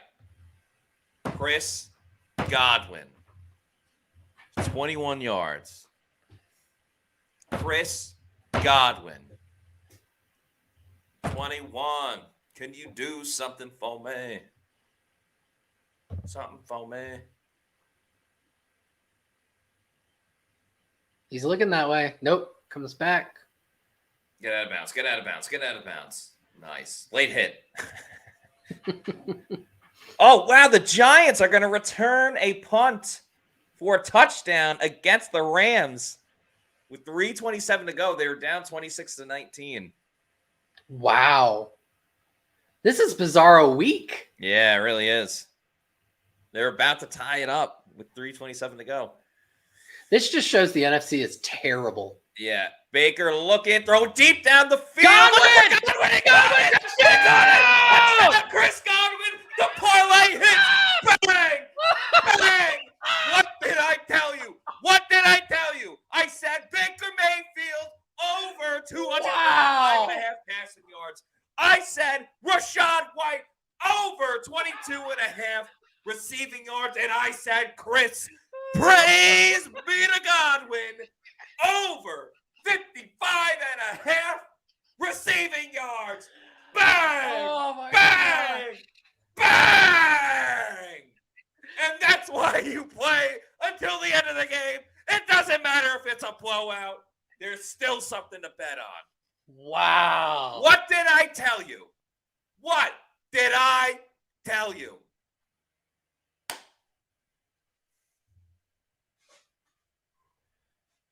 Oh, and he found David for the point conversion!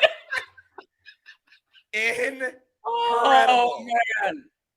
Oh, Baker looks not he's good. up. And a flag. They're going to get him for a legal man downfield? Or late hit? I don't even think that was a late hit.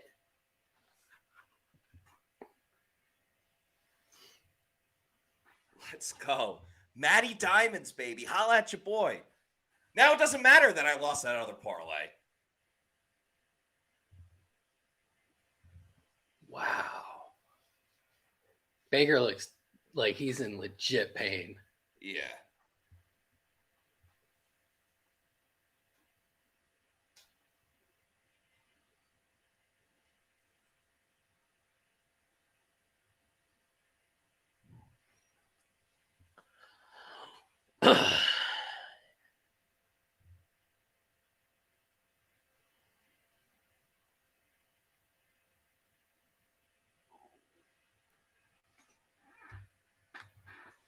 What did I tell you?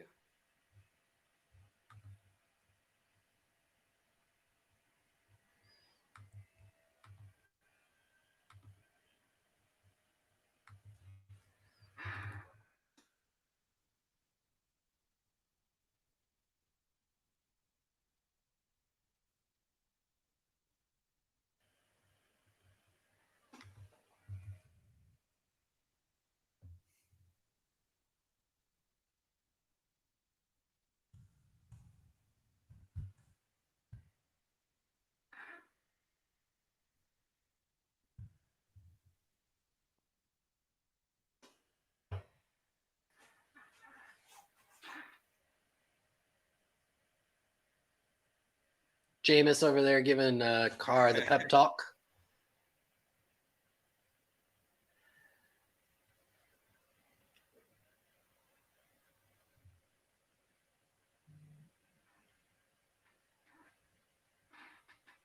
Oh man, that was exhilarating.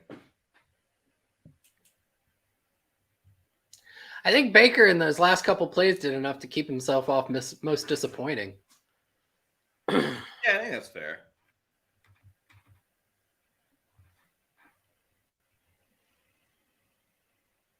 Paul A.K. Florida Dreamhouse says, I've made almost 2K in 2 weeks. Jeez, go, Paulie and Matt. Oh, I love this from Jarvale 5. We need a 2023 Matt Screaming Game Day recap. Can you cut that together? That would be amazing. Yeah, it would take a lot of time. Oh, man, I'll cut one. really... The one that hit today. I'll cut that one up today. Yeah, let's go. This week I will cut it up.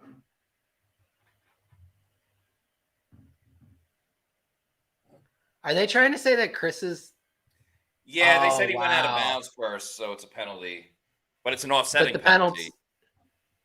Yeah. So they have to redo it, but now with a banged up Baker. Yeah. Oof. All right, no, he stays on the list. Hey, Tristan Wirfs with the tackle. Nice.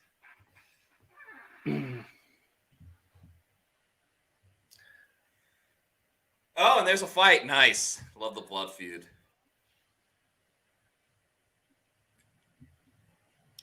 By the way, everybody, just some scheduling notes. Myself and Scott will be on in a little bit for the Pewter post-game show, recapping this ending to the game. We will not be having a podcast tomorrow. God bless you, because it is New Year's Day. So it's kind of like what we did last week, where no show on Monday because it was Christmas. No show this Monday because it's New Year's Day. We'll have a show on Tuesday. And,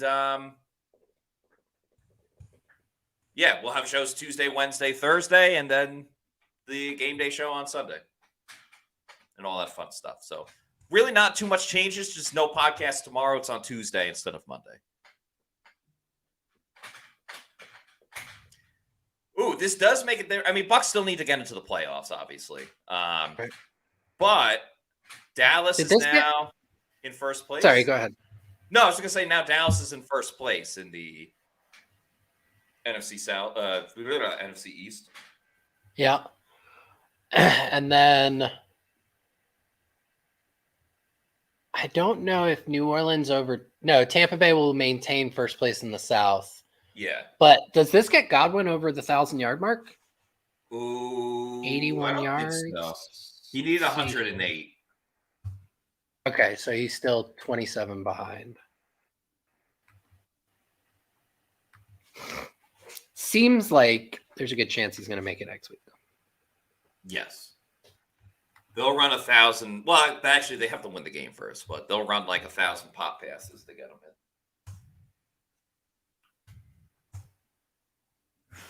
Oh, well, we wouldn't put it past the Saints to put Jameis in the game.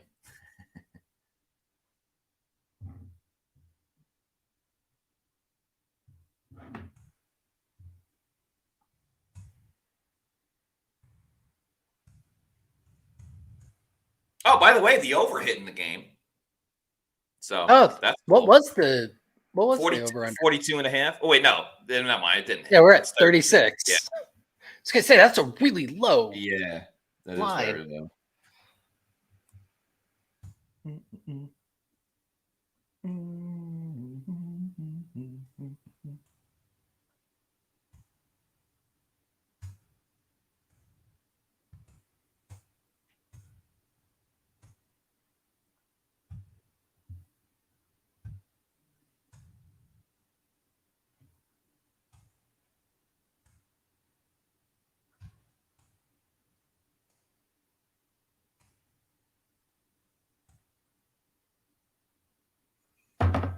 All right, Saints take one more knee.